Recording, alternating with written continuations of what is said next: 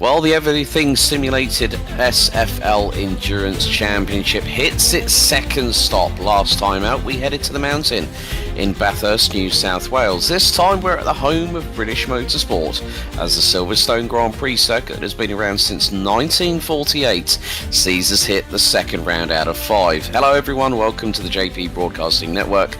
As you join Alex Goldschmidt and Dean Bggles, your commentary duo, giving you all the play-by-play over what is going to be an exciting 90-minute race. Also, this championship is brought to you by Print Racer, Ridgeway Racing Setups, RSW Graphics, and Image Digital. Qualifying is pretty much halfway through at the moment, but we've still got the scores on the doors to remember from what was an exciting season opener at Mount Panorama.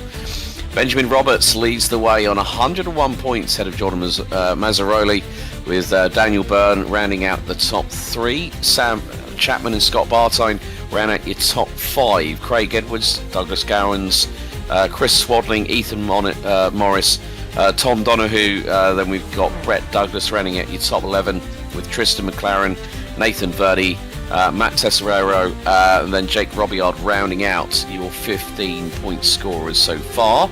Of course, we do have Pro and Challenger classes as well. It is, as I said, it is the everything simulated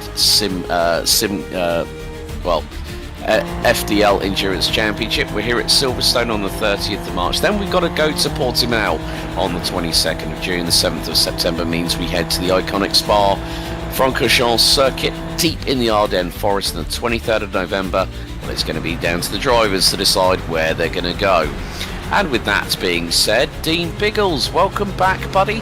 It's been a lot of time since Mount Panorama at the opening round, buddy. It certainly has, and glad to be back in the booth with you, my friend. I know all your travels recently, especially through the United Kingdom, of course, with Heathrow Airport, or down the road they're blowing up their exchange can't handling all the electricity of all that traffic flows through Heathrow Airport. As you're making your way across Europe, generally, as these drivers are making their way around this classic birthplace of Formula One, really, the old Mutton Grand Prix back in the day. Yep. The circuit itself measures just a shade under 5.9 kilometres, 18 turns in total. This variation, which is the with the wing complex, so obviously you've got the Hamilton straight leading into Abbey. That'll be the start-finish straight for our competitors, 16 of which we've got at the moment. Marcus Watson is currently leading time qualifying with about 5.5 minutes to go, the number 77. With an iRacing of 4,630. He's just done a 149.603, and it's literally level pegging between him. Yeah, well, they've according to the live timing I'm seeing, it's 1/1000th in it, so they probably had to go to the 4th decimal point on that. So Danny Davison second, Benjamin Roberts in third, Jordan Mazzaroli and Craig Edwards round out your top 5. Got some newcomers into this round of the championship. Keep your eyes on, I think, who is it? It is Marcus Watson, E-Rock champion. And he's the one that's leading the way. Danny Davison, who was actually second overall in the SFL Sprint Series for Season 1, should challenge at the front. Flavio Dantas is also was set to join us here today. Was P3 in the SFL Sprint Series here on FDL. But you can see it's very, very overcast here at Silverstone as we ride on board with Danny Davison. And he's trying to put his best foot forward. He's done his personal best in sectors 2, 3 and 4. 5 sectors around here at Silverstone, but there you can see a big wind, nearly 40 kilometers per hour. Air temperature 19 degrees, track temp 26, as Marcus Watson goes purple in sector 4, but Danny Davison is about to come through onto the start-finish straight out of club, and let's see if he does improve on his lap time and goes pole by nearly a quarter of a second, 1:49.361. That's a beautiful lap there by the number 75. That was a mighty third and the fifth sector there as well too. And I was going to go back and pick your brain on this one when they were so close together. What was the last Formula 1 GP when they had 4 drivers on equal times?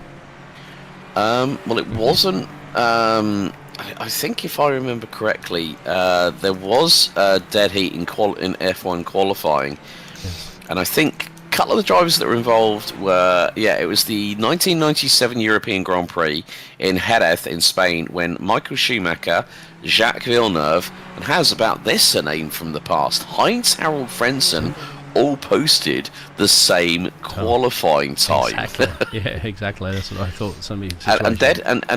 And in F1, dead heats have only occurred twice since times were recorded to the thousandths of a second. Yeah. It's just crazy. But Craig Edwards has gone purple in the opening sector. He's currently running P5 at the moment. For those new to FDL Endurance, welcome along. Thank you for joining us.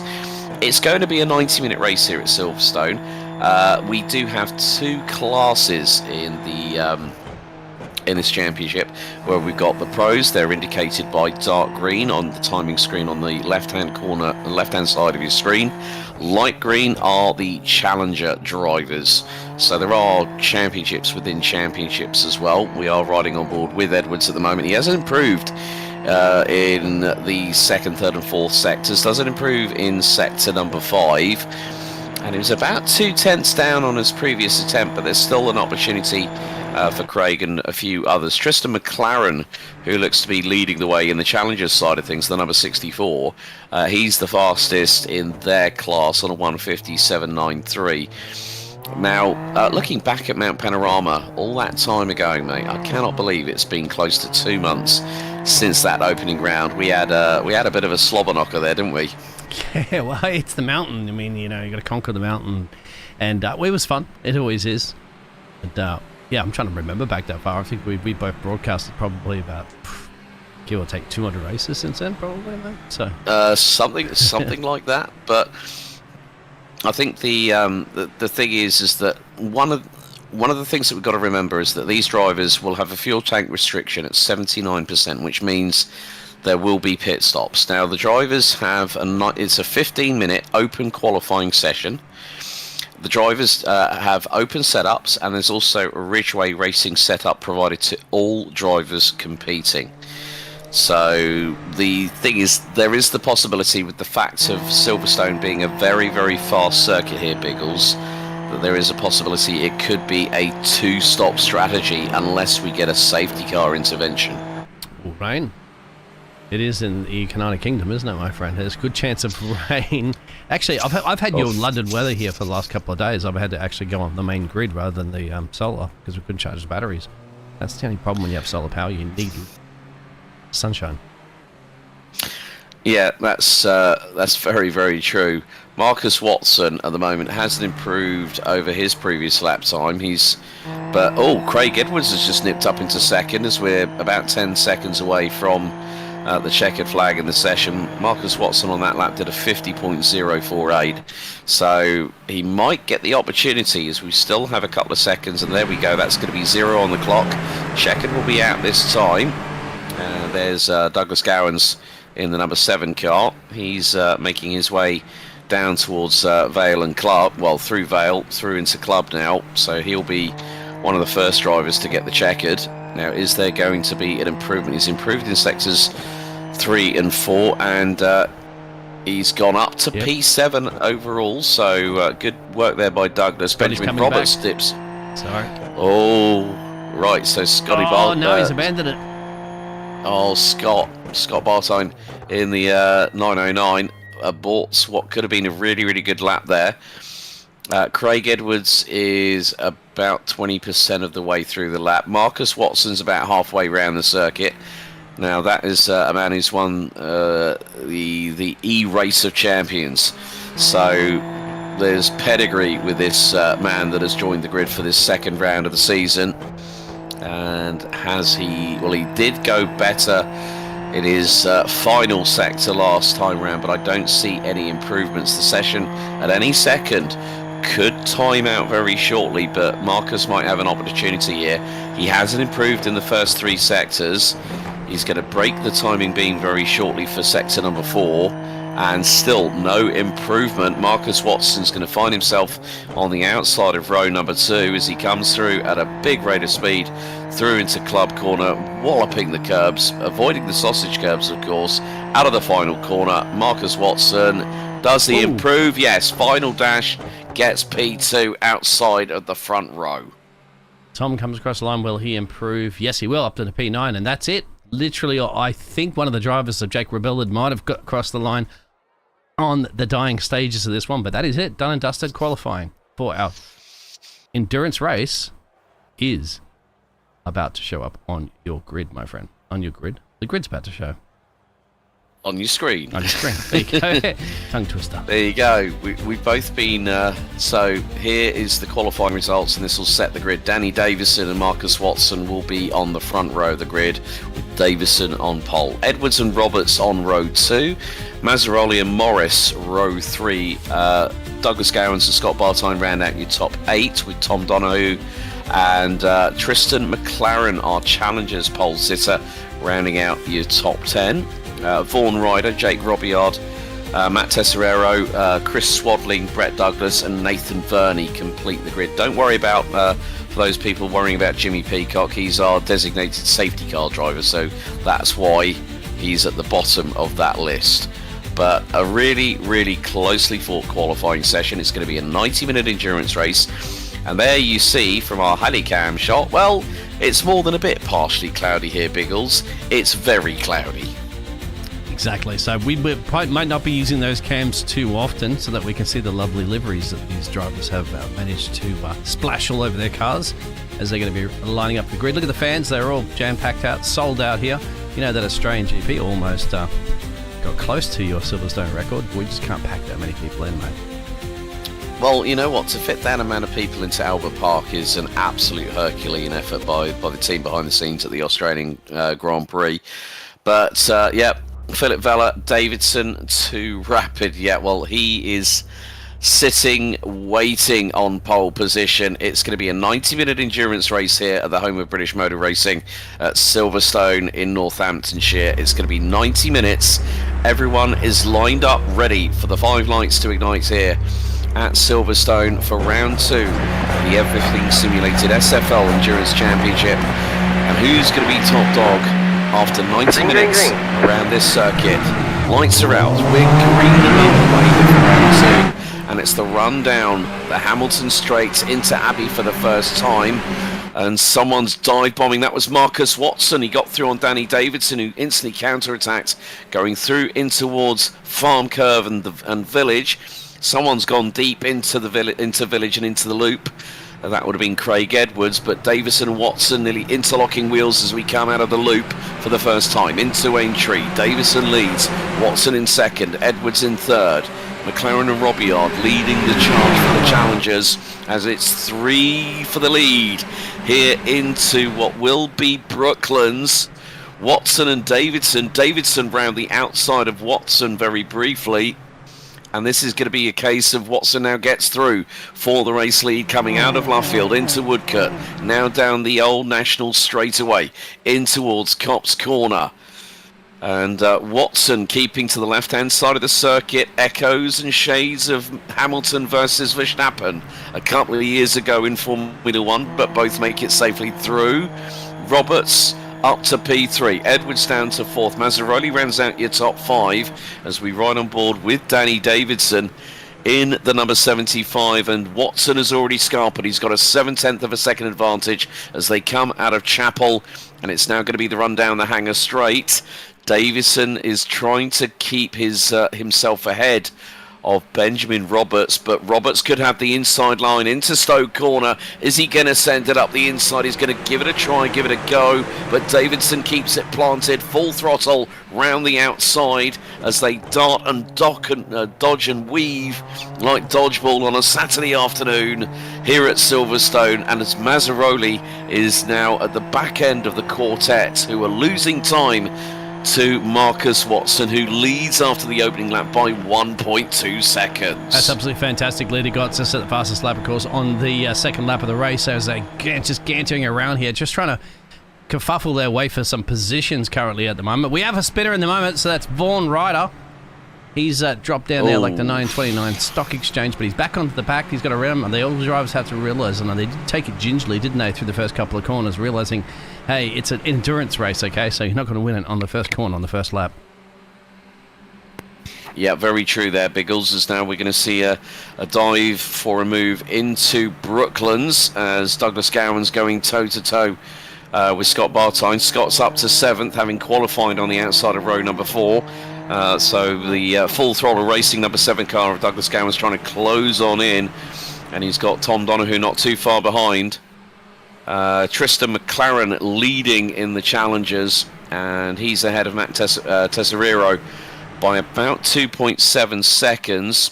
And there is Ethan, well, there's Danny Davidson. He's trying to see if he can catch up to Marcus Watson, who still has that slender lead, about 1.2 seconds as they come through the complex at Maggots, Beckett's and Chapel once again.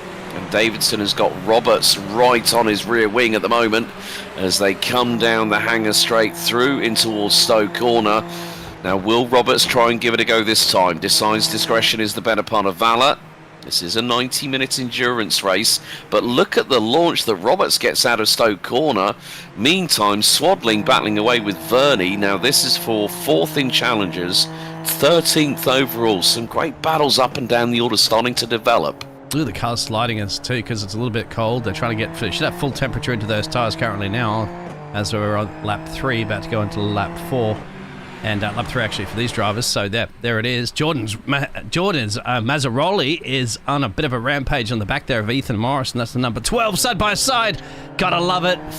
Don't know if you can do it through here, gentlemen. This is one of the tightest parts of the circuit. No, it's never going to happen down at the loop unless you've really got some cojones on you. But look at Mazzaroli. He's got the run coming out of Aintree down the Wellington Straight. He's going to pull to the left-hand side, and Mazzaroli gets through down into the run to Brooklands.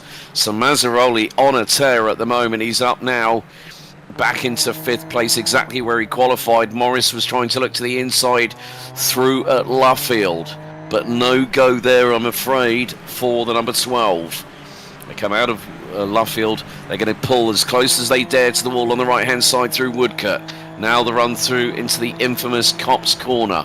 And they're going to take it with a little bit of lift, then reapply the power, but it's going to be the shortest of lifts.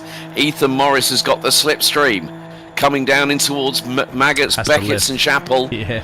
But he had no choice. He had no choice but to lift on that one.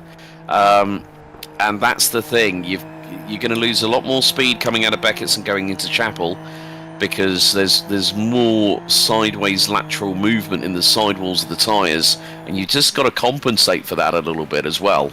You best up that, yeah. You best up. You got to get flat through there. It's kind of like climbing up through a Rouge, isn't it? And the driver that's behind is the one that's got to lift. It means you sacrifice quite a bit of speed there. You got a plan for doing it. As it didn't quite do that before there, but you're still in this race. You got to remember too, it's an endurance race, so you can afford to drop half a second every once in a while. You got plenty of time on your side. Yeah. So fuel needed for the total distance on this race will be 82 litres of fuel required by all drivers. So there's Scotty in the Everything Simulated Racing 909 Super Formula Lights car. This is the younger sibling to the Super Formula cars, which run over in Japan. So these are light and very, very racy vehicles. Everyone's in the same boat with regards to this championship. And more to the point, well, Ethan Morris trying to close back in on Jordan Mazzaroli. Danny Davison, in the meantime, has started really picking up the pace. He's just set the new fastest lap on a 150.248 gap between him and Marcus Watson, the man who put it on the outside of the front row, was on pole position before he got pipped by quite a few drivers. But it's not about what happens in qualifying, it's what happens in the racing. And more to the point, with these new drivers coming on board, it really has ignited a fire under the seats of the drivers that have already competed at round 1 at Mount Panorama, Bggles. Yeah, exactly. We'll show you those points. Somebody's asking at the moment, Philip was asking if it's fog or rain. It's fog, my friend. At the moment it is. Good old Northamptonshire fog there. Well, everything simulated racing, of course, brings everything simulated conditions. As Scotty's sticking his nose in there at the moment on Ethan Morris. And as James would say, you get it chopped off like a Kim Kardashian, a Kardashian plastic surgeon. God, and now Morris is diving left and right and here, there and everywhere. And he's trying to get through. This is going to be an opportunity that he's going to try and get through at Club Corner. And Mazzaroli runs wide. Morris ahead by a front wing, if that. And now the run through into Abbey. Mazzaroli round the outside. He runs wide. Mazzaroli runs wide. Morris goes through. Retakes 5th position. But Scotty Morris is also... Mazzaroli's just lost out to Scotty Barton as well. So Scott gets through. So Mazzaroli goes wide through turn 1 at Abbey and drops from 5th to 7th in a sudden turn of events. That's how big the opportunity of making mistakes here. There's plenty of runoff here at Silverstone, especially at Abbey, at Maggotts, Beckett's and Chapel, but there are certain places where you do not want to go through the kitty litter. Yeah, just ask Max Verstappen and Lewis Hamilton about that. More Max Verstappen, of course, in that situation. But you were talking about Daddy putting the pressure on. He certainly has caught. So that lead of 1.5 seconds that Marcus Watson had in the start of this race, that's degraded. That's out the door. Chuck it out the cockpit, mate, because Danny is hammering down quick laps right now. Yeah, last lap for Marcus Watson, 156.73. Danny Davison, 153.48. Gap now down to about 6 and a bit tenths of a second. So Danny Davison trying to put the pressure onto Marcus Watson within the first 10 minutes of this race. And more to the point, while Douglas Gowan's now closing in on Jordan Mazzaroli. They're going down the hanger straight in towards Stoke Corner. And we're running on board with the number 61. So Mazzaroli has dropped 2 places. He was down at 6 before he got back into 5th past Ethan Morris. And now there's an opportunity. Is he going to go for a late send here into Club Corner? Not quite. Thinks better of it. Might get the better traction coming out of Club Corner, but he's got to avoid those sausage curbs at all 3 corners. Comes out of the final turn. Across the line we go. We're now on to lap number 6 with 1 hour and 20.5 minutes still left on the timer. So refuel, probably the first lap that we might see a refuel stop will probably be around about lap 35.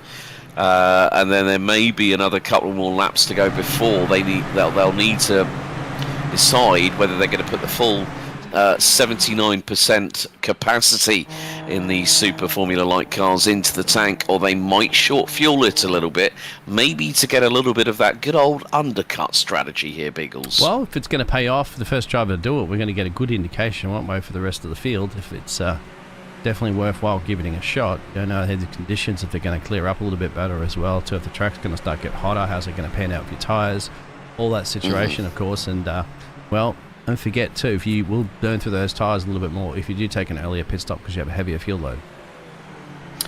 Yes, indeed. The entire field after the opening 5 laps of this race covered by round about 20 seconds from front to rear as Jordan Mazzaroli fires it through Maggotts. Now the run into Beckett's and Chapel. He's trying to close that gap down to Scotty Barton in the 909. Meantime, battle for the race leads reignites, and Danny Davison down into Stoke Corner retakes the lead here on lap number 6, gets through, but keep your eyes on Marcus Watson, the E-Race of Champions winner quite recently, and he is trying to do what he can to put the get the old switcheroo on Danny Davison, but Davison retakes the lead as we complete lap 6. And it's definitely game on. These two are not treating this like a 90-minute endurance race.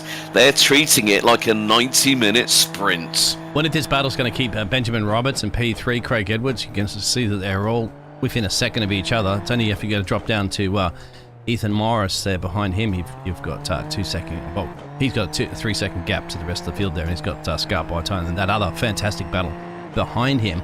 This is going to see whether or not Danny Davison can get away there. If it's going to show that clear pace and clear air, or whether or not Marcus Watson's going to keep with him here, keep him honest and keep him at bay and force him to mistakes as well too. Psychological warfare is the best game you can play when you're behind a cockpit of Super Formulas.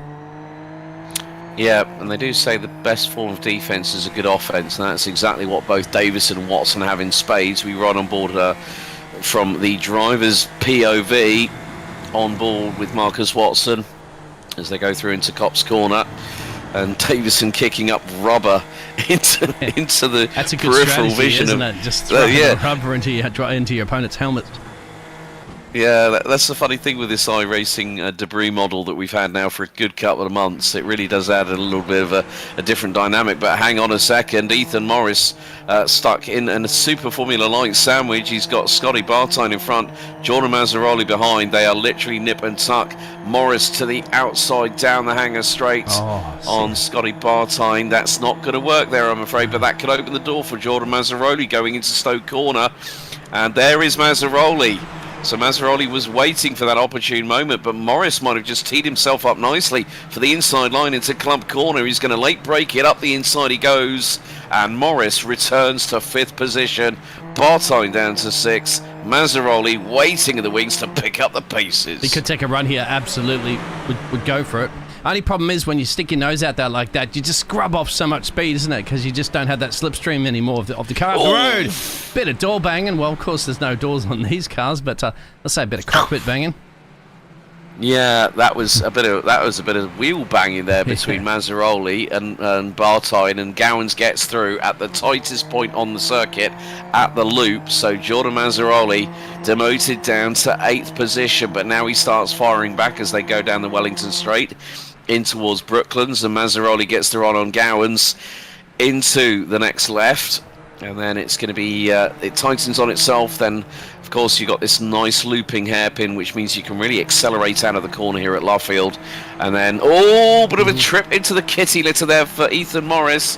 Left rear wheel touched the gravel. He was very, very lucky. That's going to dirty one of his tyres, and that is something you also do not want to do here at the home of British motor racing at Silverstone. But look at how through Copse Corner Ethan Morris has got big commitment in comparison with Scotty Bartine. He just, I think, maybe just decided, you know what, I'm going to let him get away a little bit. I've still got 75 minutes to go. This race will come to me, I'm sure of it.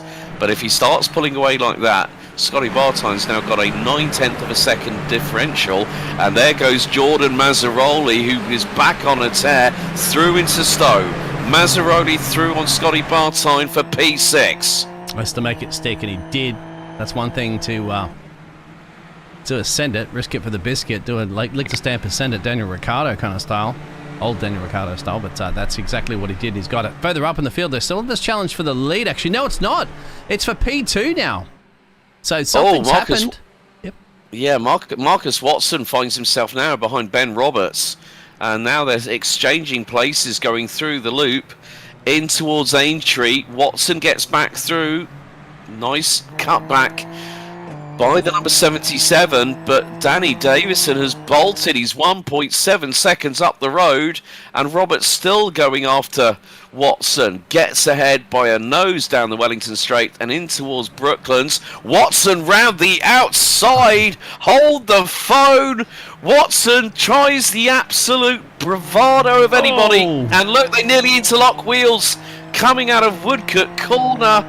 Oh my goodness, Marcus Watson and Ben Roberts could have had an almighty incident, and look who's closing. That's Craig Edwards. Oh, this battle has really come alive for P2 once again as we're past 16 minutes on the timer. I want to see 3 wide up through here, gentlemen. No, don't do that. Come on. Wow. Have you ever seen 2 wide through Beckett's? It's going to be sliding all over the place. Craig Edwards is going to have so much more speed. It's going to feel like he just activated the DRS in the Formula 1 car. Bingo. Slides on by. Can he get enough to get Benjamin Roberts? I don't think he will, but he'll probably clear Marcus Watson. But oh no, Edwards was boxed out of the situation going through into Stowe Corner, but he careful Craig, he nearly caught the rear wing of Marcus Watson coming out of Stowe Corner. Coming out of Stowe going into Vale. And now all that momentum he gathered up and brought to the fight that we saw between Roberts and Watson for the nearest of corners. Oh, Jake! Big incident. That is Jake Robillard and Matt Tesserero, and that has caused big problems behind. Several drivers will have been compromised. He can't steer and I think that's broken. Yeah, that ain't going anywhere. I'm afraid. Could be a caution. So Sorry, I've cut you off. Oh. Yeah, there's a possibility this could bring out a safety car. There's got to be debris all over the track. Let's have a look exactly what happened here. So Matt Tesoriero gets hit. Oh, he turns in. Jake Robiod with a big head of steam. The back end steps out to the right-hand side and he clatters into the Velocity Racing team driver. And that has caused big problems. Let's watch on board from Jake. So it's going to go into club corner. He's going to late brake it, throws it in, too much speed, bang, there's the contact. Look at that carbon fibre just going everywhere. There's extra contact after this too, remember? Yeah. I don't know that momentum. What, did he just try to hit the loud pedal and just slammed him and sent him in? Yeah, that's what I'm thinking as well. So Matt Tesoriero and Jake Robiod now both in pit lane, I'm afraid, after that incident. But I think if I'm honest, that was all on Jake. He just, Matt was trying to defend his line. Jake wasn't half a car length alongside, possibly. Yeah, it was when Jake tried to hit the loud pedal. Yeah. Yeah, interlock the wheels and, yeah, Jake's car was like on a trampoline at that point. Meantime, we go back to the battle for second position. Danny Davison has got a lead now with 3.3 and climbing as we run on board with the DPR Racing number 74 SFL of Ben Roberts, and Marcus Watson for the Team Max Boost crew is closing in. They're coming through out of Abbey into Farm Curve, now into the right-hander here at Village, but dramas for both Robiod and Tesoriero. Two of the Challenger drivers have had a massive incident going through into Club Corner on lap 10. We're now on to lap number 11. There's no caution being advised yet. But I don't think. I think if multiple cars had piled in afterwards, because there were a couple of drivers behind them, as Marcus Watson, that was clean as you like, going into Brooklands through on Ben Roberts, retakes second position, and now the chase to go after Danny Davidson can hopefully begin right now. Yeah, exactly. Don't want to let Danny to get too far up the road. I just that overtake was like, I mean, granted, you probably would have tried that on the last couple of laps in the race, isn't it? The dying. I think it's just a little bit too early to take those sort of risks. You know, you can easily, as you've seen, follow the cars around here because a lot of these drivers are making tiny little mistakes there.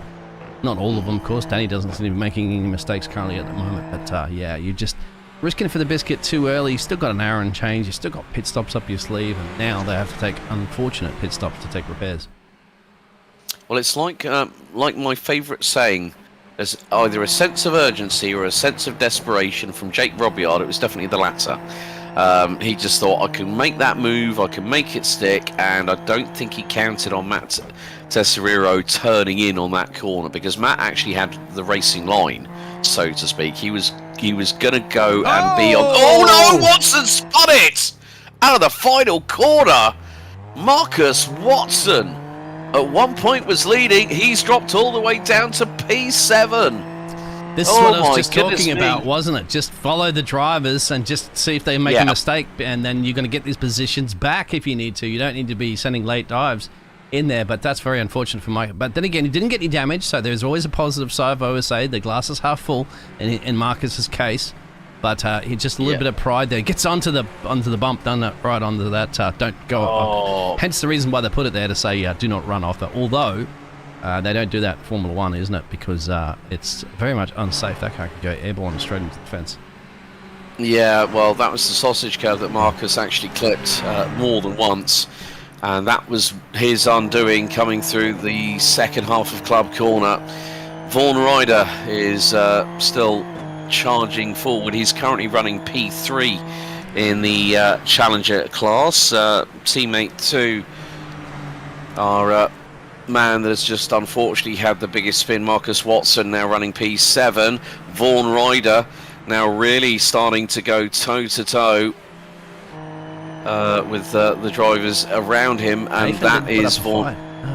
No, I think Nathan thought, you know what, I'm not going to chance it, Mr.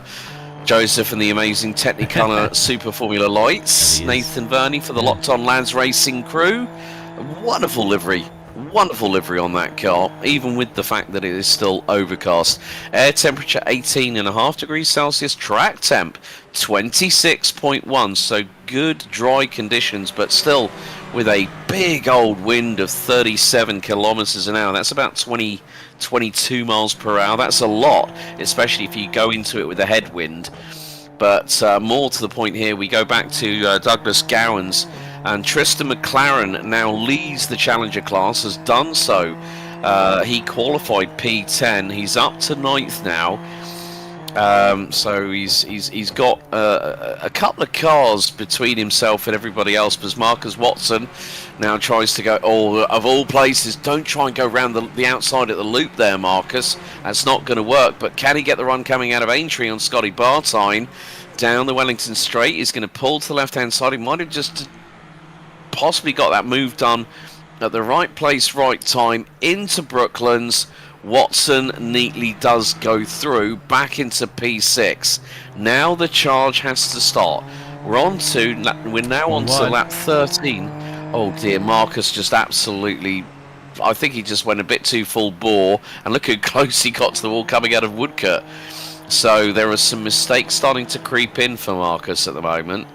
That unforced error, and look, the back end, when that car went sideways, I think he's possibly got tyre issues, because that was a lot of flat spotting that car suffered from as a direct correlation. Yeah, wouldn't Martin Brundle be saying that car's going to feel like you're driving on a 50p coin? Yep. Yep, yeah. That's true. That's they don't very, simulate very that, true. Unfortunately, in iRacing, but no, they don't. With they proper don't. flat spotting, you know, the rattling of the car, shaking the fillings out of your teeth too. That's another thing you'd say. Yeah, well, yeah, that's like some heavy-duty farming equipment, for instance. But here we have Tristan McLaren still trying to close. Yeah, either a good old John Deere or something like that, maybe, talking of tractor brands as well.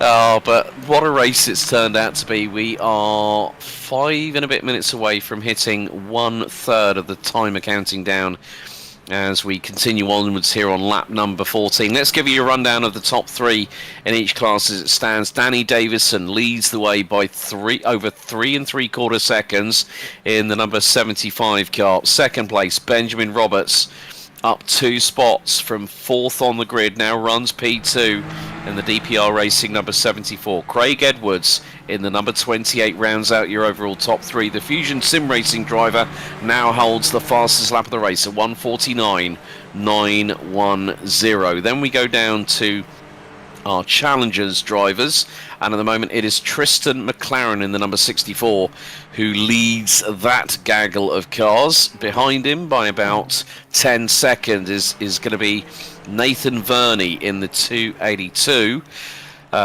who's made up 4 spots over the course of the race. The man for the Locked On Lads Racing, with that wonderful Technicolor Dreamcoat paintwork on that Super Formula Lights car. Chris Swadling in the number 35 rounds out your Challengers top 3 in the Pork Hunt number 35.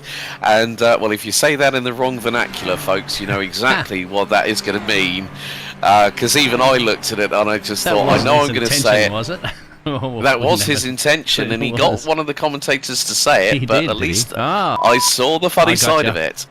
We had Marcus Watson go off a little bit lap earlier, as Benjamin Roberts just says the fastest lap. Now, I wonder what happened here, if he's just gone off track. Yeah. That's the one we saw. Well, yeah, that was the one we saw, because did you see that car went all 4 wheels into the air? Yes. And then it unsettled the car. He clipped the sausage curb on the left-hand side again.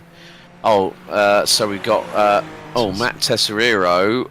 What's happened to Matt here? Now this is coming down. He's gone straight onto the grass. He's done some mowing like Valtteri Bottas. He's got technical problems, I'd say, at that point. Like maybe the steering wheel's gone loose or disconnected or something like that from the sims. That happens quite often, actually, believe it or not. That's a real shame for Matt. Well, at least the good thing was he was right on pit lane entry, so that was a good thing for him. But meantime, we are just over 3 minutes away from hitting 1/3 of the timer counting down here, Bggles. It's gone quite quickly, like it did at Mount Panorama, didn't it? That it has, and it's clearing up a little bit too, so we can start to check out some of those Technicolor liveries and everything similar livery, so that 3 times backwards. But Danny Davison up the road there, he's been putting in some quick laps there. Of course, now in the 49 clubs where Benjamin Roberts, so he's up 2 positions. He's 3 seconds to change now, and he got clear air on that battle that he had with Craig Edwards earlier before, actually, and well, the other drivers that we had too. Let's go back and see if we can have a quick look at the race start. I just wanted to see how it all panned out while we have a moment. So we're going to see the race start. No, we don't want to see on the blimp there, no. But Danny Davidson got a good launch, but then Marcus Watson, you see him get engaged the second phase of it, and they go into Village, and Watson straight away dives to the inside, goes wheel to wheel for the briefest of moments, keeps it pinned to the outside. So he was trying to put the pressure on early.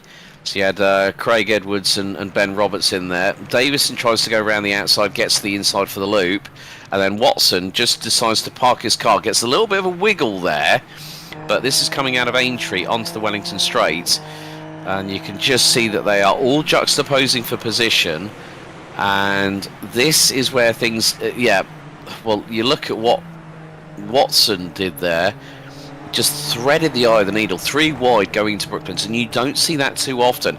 Gets the inside line for Luffield, powers out of the corner really, really nice and early, and then gets the jump on Davison. And then I think that was Edwards that was in P3 at that point. And he's got, that was Ben Roberts going up the inside of him going into Copse Corner. But yeah, I mean, Watson got a really, really good initiation on the second phase of that start, but really made it count coming down Wellington Straight. Yeah, absolutely fantastic first lap racing, as you can see. This is where you can afford to make mistakes, really. At the end of the day, it's an endurance race. You can't afford to make mistakes on the sprint. I'm having to actually just use different cameras because the fog is so bad. I'm trying to get the cameras as low as possible, as wide as possible, so you can see that action. And of course, we've got our fantastic drone camera that can manage to keep up to the 300 kilometers an hour that these super formers can handle. Yeah, I mean, top speeds seeing at the moment probably around about 2. Well, Jordan Mazzaroli's just put in the new fastest lap of the race for 1:49.804. His recorded top speed was 253 kph, so that was about 155 miles an hour. Scotty Bartyne, well, and as I say that, well, Benjamin Roberts goes 244 across the line. Marcus Watson 250 kilometers an hour. Tom Donahue 248.6. So we're seeing drivers anywhere between 240 to 250 kph top speeds recorded around here at Silverstone.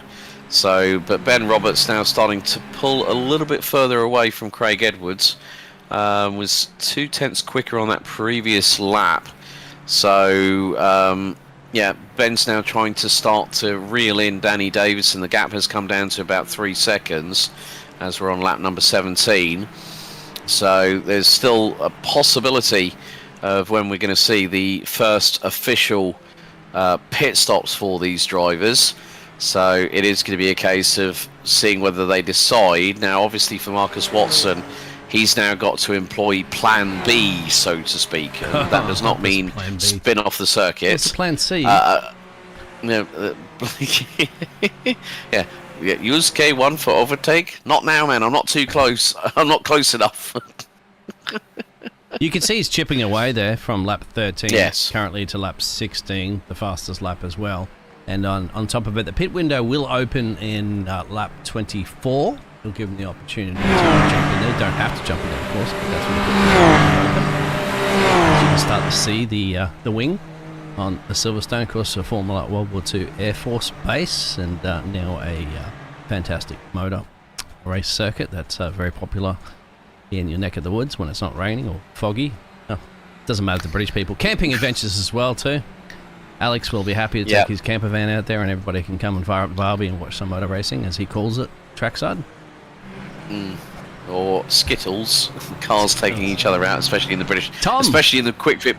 Oh dear, Tom Donahue has just dropped it, and that was at Club Corner, and he ended up in the kitty litter there, did the number 94. So let's have a look. So he goes in to Club, and he's going to run wide here. Sausage curb, and it catches the left rear, and well held on the brakes there. Tom spins it around a la Travis Pastrana and rejoins the race. That's what it feels like to be in the cockpit as you're going to bust your back. If you've got a sore back, well, you'll have one now. But keeps it out of the fence into the kitty litter runoff area. Thankfully for that one. That was just concrete. That would be bitumen. That would be straight into the fence at high speed. But just drops a place. Currently running in 10. Yeah. So Tom for the everything simulated racing crew. There's Ben Roberts. He's now got that gap down to about 2.5 seconds. And last time around he was nearly 0.3 quicker than Danny Davison on that previous tour. So we're currently on lap number 18 with 57 minutes on the timer remaining. So the pit stop window for the second stop will be between laps 28 to 44. So this is where we're going to see how much pace is going to come to the drivers. Now, looking at it from this perspective, Bggles, everyone in the top 5 have gone sub 1 minute 50. The fastest of which is, well, Ben Roberts has just done a 1:49.611. Not considered the best lap of the race, reason being there would have been a track limit cut. So that would not have registered against it. So his fastest lap of 1:49.682 is the fastest at the minute. And yeah, that gap is ebbing and flowing between him and Davison at the moment. It was at 3 seconds, it's now down to 2.8. But as these cars get lighter, the centre of gravity goes slightly upwards, but of course with less fuel comes more pace. Another driver starting to reel in 4th place. The Ethan Morris, the number 12 machine, has gained 2 places. He's got the 61 Georgian Mazzaroli. I bet you, I don't know how many people would probably call him Maserati, but sorry Jordan if I do every once in a while. It's Jordan Mazzaroli. And we have a driver that's come off. That's Vaughan, I believe. Vaughan Ryder has come off somewhere on the track. And let's go back and have a look at that one. He's dropped a place to the raincoat splashed livery there of Nathan Verley. So this is Vaughan. Where is this? This is probably going to be coming through the... Oh, that's through the loop. Oh, that's a bit worrying if he's lost it there. The other one of the Team Max Boost drivers, of course, him being a teammate of Marcus Watson, who's now within 2.6 seconds. Ben Roberts has pulled the trigger on lap 19. So the first driver to take a proper stop as Danny Davison sets the new fastest lap of the race, 1:49.656. So Roberts is in the pit lane for DPR Racing. No one else has yet decided to blink. They might go out for a little bit longer, maybe another lap or two, possibly. There's Jake Robillard's car. That's Matt Tesseriro's car, actually, that's still in pit lane. That has been stuck on its marks for about 10 minutes. So Roberts in 6.78 seconds on his marks in the pit lane and comes out and will rejoin, coming through into into Farm Curve. That's where the pit lane exit is at the moment. So Ben Roberts, first driver to pit on lap number 19, so he'll have a full tank of fuel, and that means he rejoins in what will effectively be 8th position in the pro classification, and more to the point, 9th overall, behind current challenger class leader Tristan McLaren. We're on board with Chris Swadling in the number 35 entry. He's trying to close in on Vaughan Ryder up ahead.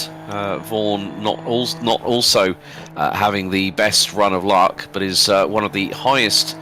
Well, looking at the drivers with regards to their iRatings, the highest one that we've got over the entire field is the man who's just pitted, funny enough, Ben Roberts, just under 6.2k iRating. Chris himself just under 2.9k iRating. But yeah, it's going to be interesting to see when Davison, Edwards, Morris, Mazzaroli, Watson, Bartine et al. Decide to pull the trigger and pit for their first lap, their first pit stop. So, but at the minute, well, Danny Davison has brought us on to lap number 21 as Swadling giving Ryder a little bit of trouble from behind.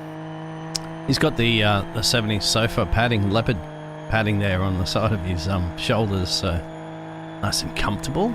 That 35 car. Of course, it's just painted on. But that Man. interior will probably look good in Del Boy's Capri, wouldn't it? Yes. From Only Fools and Horses. If anyone's ever seen that, just look up Del Boy Capri. We may be a little too old for the audience on that one, but we do have Jonathan. Well, that's why I'm giving them the reference to find out what the car looks like, and then they'll understand. But yeah, I mean, this now gives the opportunity for everyone else to see.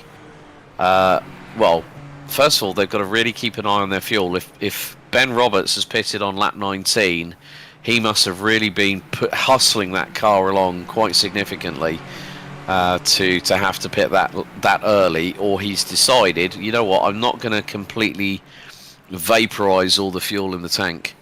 You know, it's just the. Oh, and Jonathan Monday's just dropped in chat saying, "Is that the world famous Bggles?" I know, yes, Jonathan, it is. from a while actually, way back to Formula One days actually. So Jonathan's good man that knows motorsports. Actually, they run a endurance team themselves too for motor racing. He's just referring to Jules too, which is one of the drivers, and the ASR. We used to be ASR. I think you guys changed your names now, didn't you? But yep, we do have pit stops. So we have Ethan Morris going in and Jordan Mazzaroli. Jordan Mazzaroli. Okay. Yeah, interesting point here from Jonathan Monday. Where is Guiz? He beat Davison, Gowans and Mazzaroli to win the SRW Championship. Send the boy an invite. Well, that's down to the organisers, John.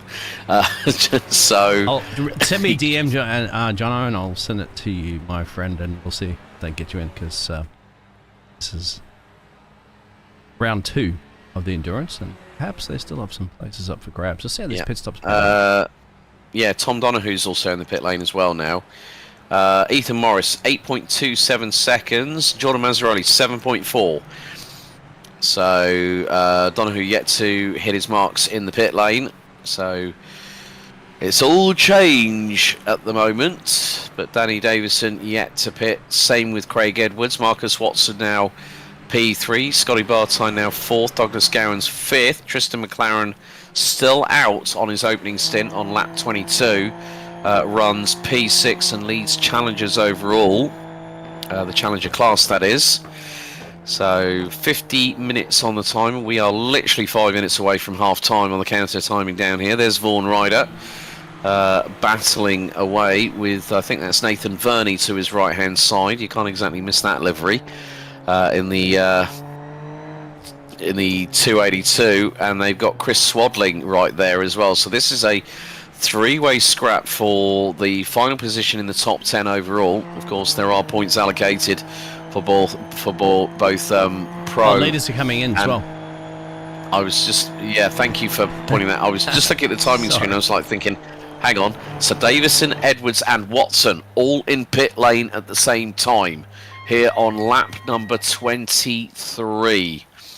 So we'll see whether some drivers might be able to stick it out a little bit longer. But Ben Roberts, now where is Ben at the moment? He's coming through out of Stoke Corner. Now, depending on how long, none of the drivers have yet to hit their marks in pit lane. But Danny Davison is the first one to do so. Now Edwards has hit his marks on his pit box. And Davison, 6.8 seconds.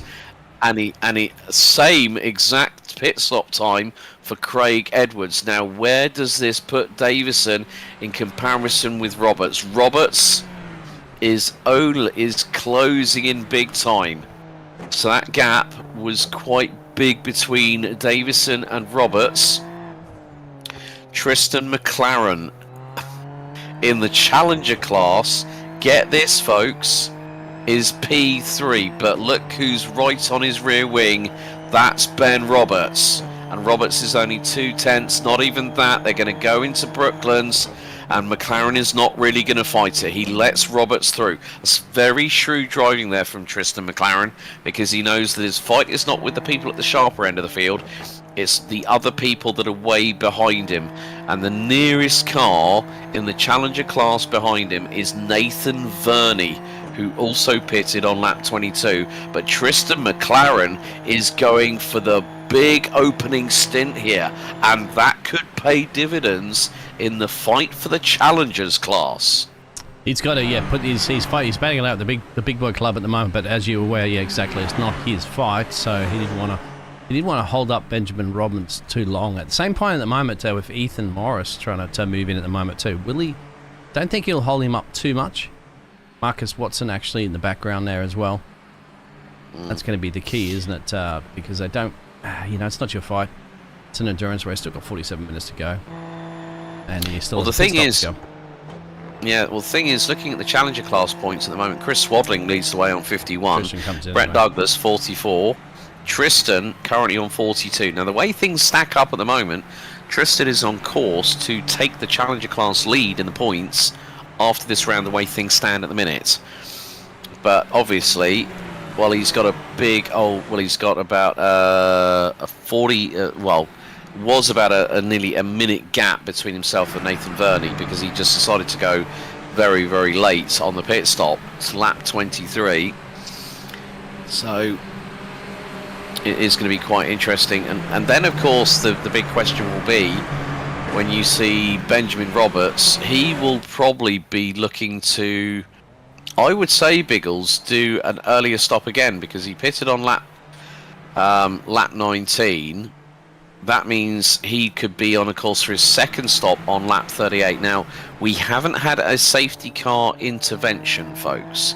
That's the key important thing here. We've had no, and one of the things that we've got with the information that we've been provided, courtesy of the team here at FDL, that you drive a full tank for stint 1, and you hope that there's a late safety car to potentially do a one-stopper. But the way things have been going at the moment, the racing has been pretty clean and pretty fair, to be honest with you, apart from obviously the incident between Matt Tesseriro and Jake Robillard. And Matt, I think, has called time on the race, because that car has been on its marks for nearly 19 minutes now, and I think he's called time on the race, to be completely truthful with you. If he's just thought, well, I've had an incident where my rear wing was taken off, the back end of the car was an absolute mess, and then having dramas, if it was of a technical nature, for Matt, that's a real shame for him. But Nathan Verney and Chris Swadling, they are squabbling away for that second position in that class. So Chris is trying to do what he can to keep Nathan Verney very, very honest. But at the moment, Tristan McLaren's done a really, really good job. He's come out 12 seconds ahead of Nathan and still holds on to that class lead. So, but here we have Tristan McLaren in the number 64 car. Now, who's that he's closing up onto at the moment? I think Tom just got past him. Yeah, Tom just got past him. So I think Tristan didn't fight Tom, of course, because it's a different class battle. So Tom making his way, and they're teammates as well too, from Everything Simulated Racing. So that's what Tristan's just allowed him doing there. Of course, he just want to maintain that 12-second gap he currently has over Nathan, who's currently doing his absolute best to keep Chris Swadling at bay behind him. And he's not going to just move over and allow those drivers through like he did before, because they were the pro drivers. He's going to fight this one too for now, because he's holding on currently at the moment to P2 in class. Yeah, so we are past half-time at the second round of the Everything Simulated Super Formula Lights Endurance Championship here at the home of British Motor Racing at Silverstone. You're live with us here on the JP Broadcasting Network with Alex Goldschmidt and Dean Bggles, your commentary team, taking you through all the action. And the good thing is, I've already confirmed that I'm going to be here for the whole season alongside yourself, I would assume, Bggles. Yes, sir. So we're going to be right the way through until we have that fifth and final round in November of this year where the drivers take the pick of of November of this year. So there's the calendar. 23rd of November is the final round. After this, we're going to have nearly a 3-month hiatus until the 22nd of June to the Autodromo Internacional do Algarve in Portimao in Portugal. Spa-Francorchamps, the 7th of September. 23rd of November will be a vote for the drivers to decide which track they will be racing at, and every single race you'll be able to catch here live on the JP Broadcasting Network.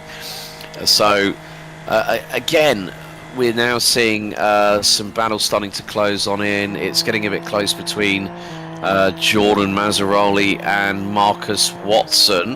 This is the battle for P5 in the pro class. And, well, it's been a race that has had more than its fair share of dramas for the number 77 for Team Max Boost.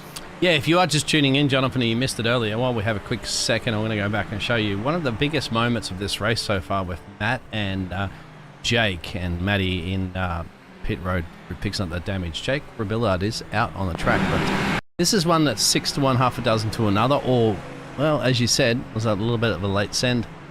That's questionable, but see if the far chase camera kind of gives you a better indication of bang, that one. Yeah, I think it was just too much speed.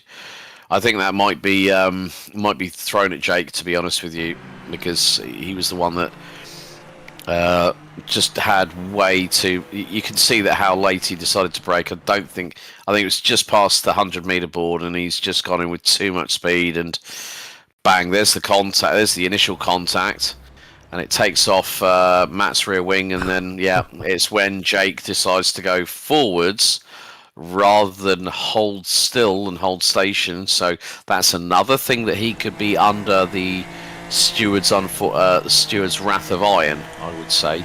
But we're going to have a look on board again. On board, and there's the send up the inside. There's the first contact. There's the rear wing of Tesorero's car going backwards, and then there's the secondary contact when Jake goes forward in first gear. And, well, that was all she wrote for Matt Tesorero. Swaddling again with Verney.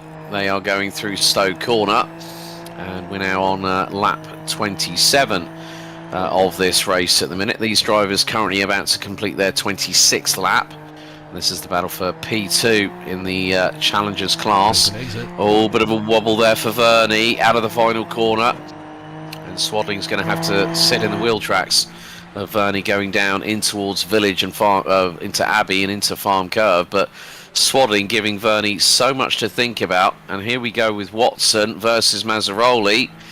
Take 2. And this is coming out of Copse Corner. Watson does not drift as far wide through the right-hander at Copse, now into Maggots. Then into Beckett's, the right-hander, coming up here where you lose a little bit more speed.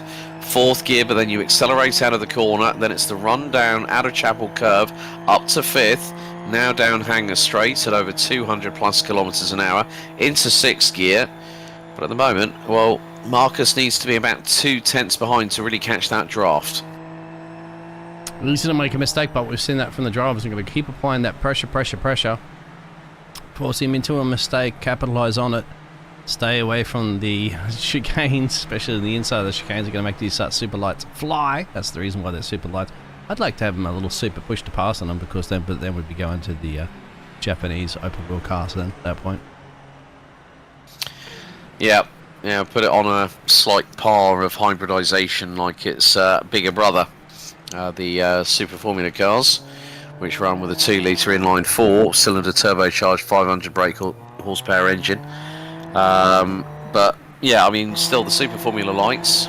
Oh, here goes the move. That's Vaughan Ryder, and that is going to be on Swaddling through at Stowe Corner. So good move there by Vaughan Ryder. Swaddling trying to give as much back as he can, saying, "Oh, I'm not going to make it that easy for you," but when you consider that Vaughan Ryder is one of the pro class cars and Swaddling is one of the challenger class cars, but still, hang on, is that rainfall? Is that rainfall I just spotted coming from the sky? Could be. Was that rain? It's a possibility. if that's... But we got Danny's Craig's all the back on Danny Davison at the moment and Benjamin Robinson, so they've just gone slow unless Danny's gone off the track somewhere. But That you is might be rain. right. That is rain. That is rain coming down. Oh my goodness me. That looks like it is rain coming down. And Davison has lost the lead. It is now bucketing down here at Silverstone. That is rainfall. That is rainfall. They're on slick tyres. Yeah, you've got a box, won't you? You might have to because it's unless they're lifting off big time. We're gonna. Yep. Danny's jumping in. Danny's jumping in first. It's raining. It's raining at Silverstone, and Danny Davison dives into pit lane. This is going to be really, really touchy for the next 3.6 miles for these drivers. So Davison is in pit lane. He might also be able to use this as a second opportunity for getting fuel on board. Douglas Gowans has also pitted. Everyone else has decided to stay out for another lap. I think Danny Davison might have decided to pit at the right time as well as Douglas Gowans. This is going to throw the cat amongst the pigeons because it is raining down here at Silverstone. Yeah, and buckets down. I wanted to tell you something. I noticed that before. Jake Rebillard went in that lap earlier and he put on a full set of wets. So he foreseen that rain coming before anybody else did. He is a lap down. So he might very much get that back there, taking that advantage while everybody else jumps in the pit road and puts some wet tyres on. That's what the other drivers you can see on that ticker on the bottom are starting to do right now. Yeah, Vaughan Ryder and Nathan Verney all... Yeah, well, these two here, Edwards and Roberts, and there is, I think there's also Ethan Morris not too far behind. He's only 1.7 seconds behind. You can see the spray coming up from the tyres now.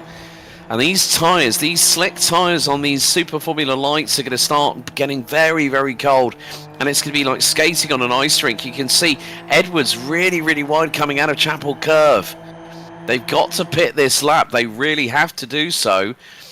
And so, at the minute, well, Roberts is going to take the lead from Edwards into Stowe Corner, but is he going to overcook it? Edwards gets the traction back on the rear axle, but they are coming into pit lane.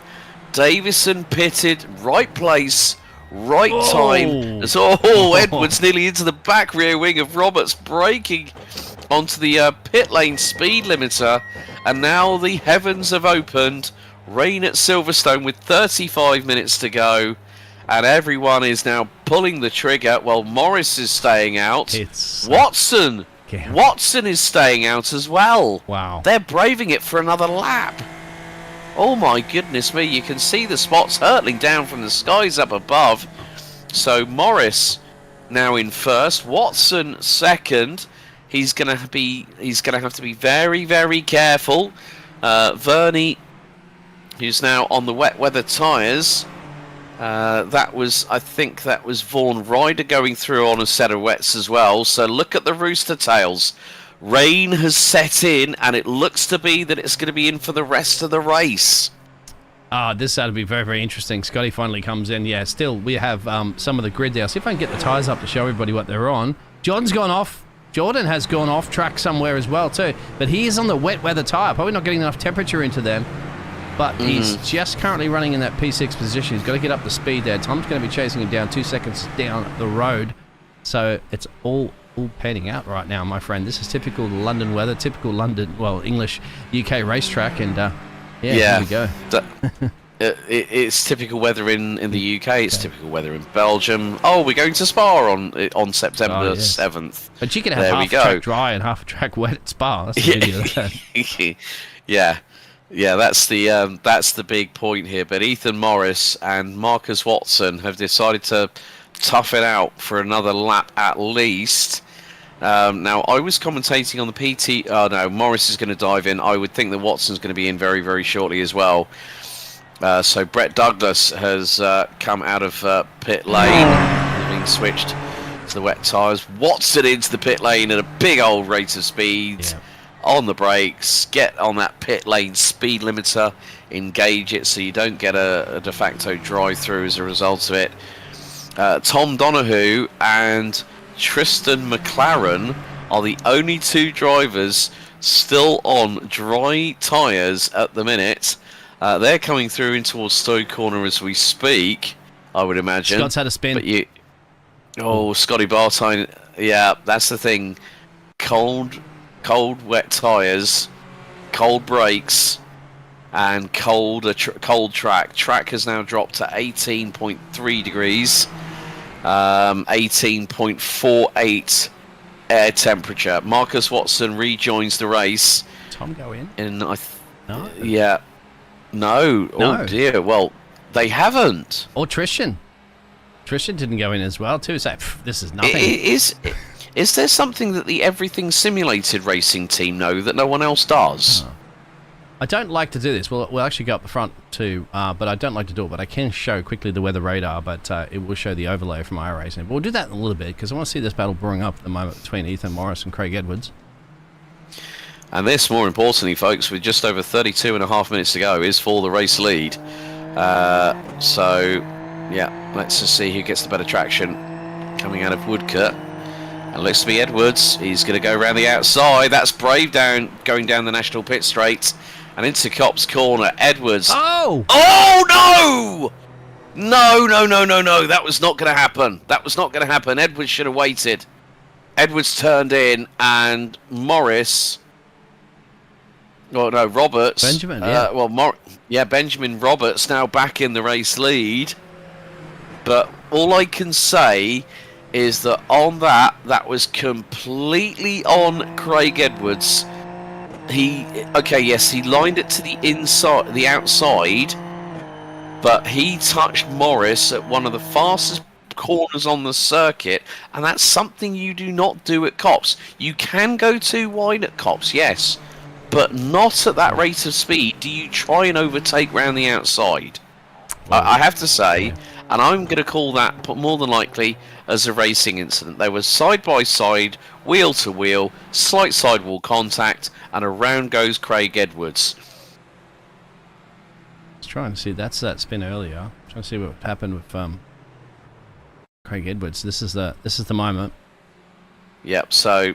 And it's over 210 kilometres an hour. Oh. Yeah, I think that's on Craig. I think that's on Craig, to be honest with you. And it's going to be that really is. You can just see it's going to be right rear touches left front. Bang! There's the contact. Edwards goes around. He might say, "Well, I wasn't given enough room." Well, actually, you were side by side with Ethan at that point, Craig, and this is how I see it. That Ethan had the right to the racing line, and in wet tyres, wet conditions, that is something you don't really do around Copse, if I'm completely honest. Wouldn't you say? You barely do in dry conditions, let alone. Look how slippery it is out there at the moment there. Jordan's just going to have to lift off a little bit at the moment. Some drivers actually don't mind having a driver up the road to follow in tricky changing conditions as well too, because they're like, okay, you can be the guinea pig, you can be, let me know who it is. And of course, if I was Oscar Piastri, I wouldn't be following Lando Norris into the final couple of corners, Proston Centre or whatever, and Albert Park, as you can see. What happened in that situation, but that's too soon. We won't bring back those bad memories for Oscar, but he made up for it, of course, in China. Yep. Also, interestingly enough, Tom Donahue is the only driver that has toughed it out on slicks. Look at it sliding. He can't barely slow this thing down. Look at it. What's he doing for lap times at the moment, mate? He's doing 201s. 201s. Then so is everybody else. Yeah, but I mean, I've seen it before where slick tyres, but you've got to really know this track really well. But with the weather continuing to hurtle in, and there we go. That's on you. I think that's the cue to Tom.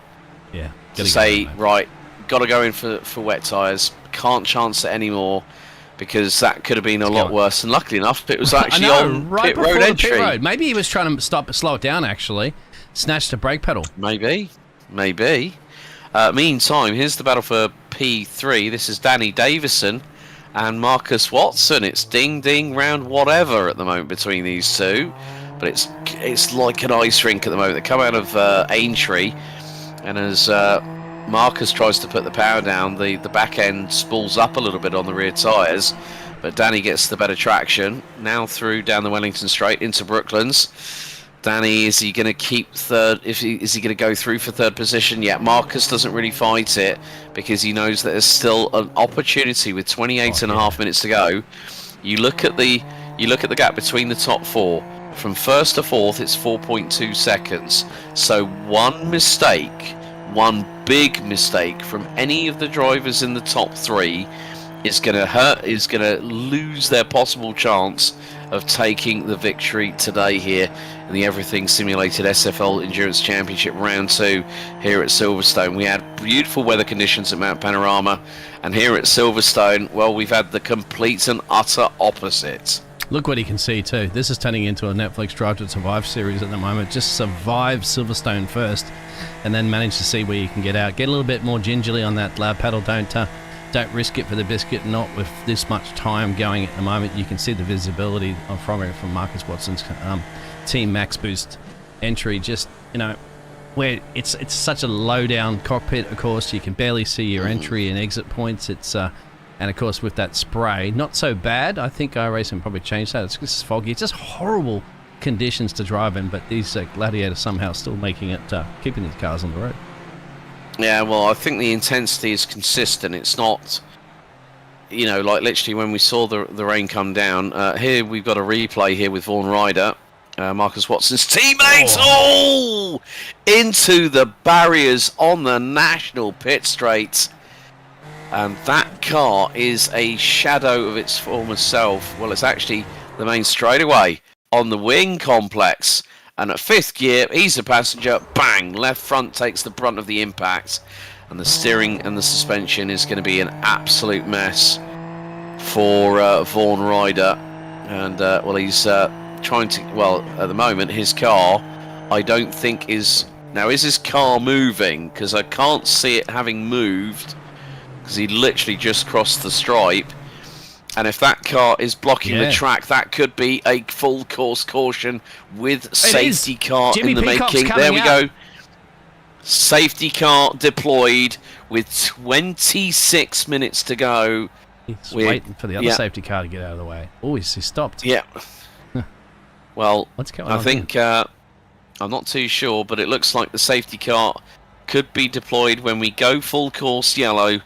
We'll have that indicated, but it looks like we are going to have a full course caution here for round 2. Did we have any safety cars at Mount Panorama? I can't remember. No, I don't think we did.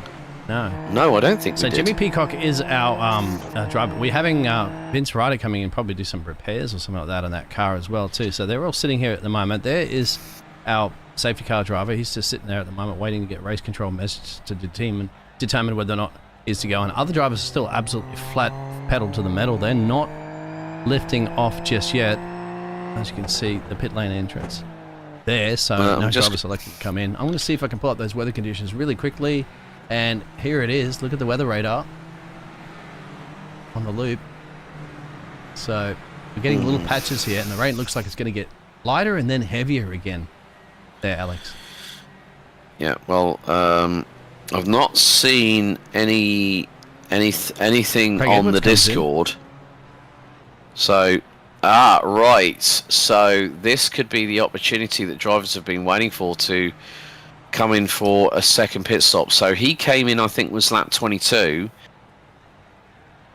So he's gonna. Or was that? No, that's set of wets. Do you think there? Because I might chew through them pretty quickly. So Vaughan Ryder actually did come back into pit road, so he eventually got that car that was stuck. He must have got it back in gear and moved. So they might have gotten Jimmy ready just in case it was going to be a full course yellow with safety car. Oh no, we're picking up. Here he is. There we He's go. Out. Right, safety car is out. So this is going to tighten up the entire field. Well, the Formula Drivers League Endurance Championship gets its first safety car of the 2025 season. So Jimmy Peacock in the Porsche Cayman safety car out on track with... so let's take you through the full running order of the grid at the moment. So at the moment in 15th place in the pit lane, Vaughan Ryder. 16th, Matt Tesoriero, who unfortunately has retired on lap number 12. We're currently on lap 35 with 23 minutes. Now, we did say about the fact that if there was a safety car, this is going to give the drivers an opportunity to save fuel. Now, looking at it from this perspective, a lot of the drivers came... Now, who was the first one that dipped in early? Was it Ben Roberts, I think? No, Jake. On lap 90. Jake jumped in before the... Oh, you mean the first round of pit stops? First round of pit stops. It was Ben Roberts at lap 19. Right. So this is now going to give him an opportunity to save fuel because he came in on lap 29. Danny Davison was the first one to go onto wet tyres. He came in on lap 23, was in 5 laps later for wet tyres.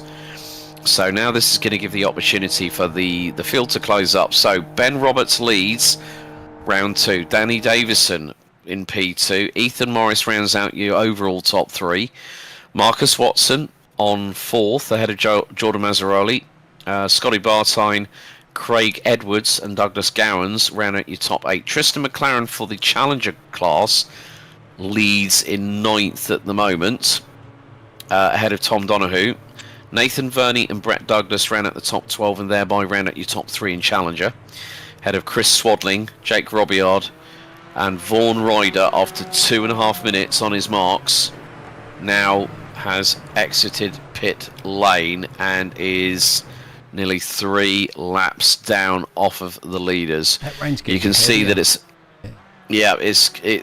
precipitation, 100% wind. You can see there southwesterly wind that is 41 kilometers per hour, folks, which for those who don't know what a kilometer is, that is 25 miles an hour wind.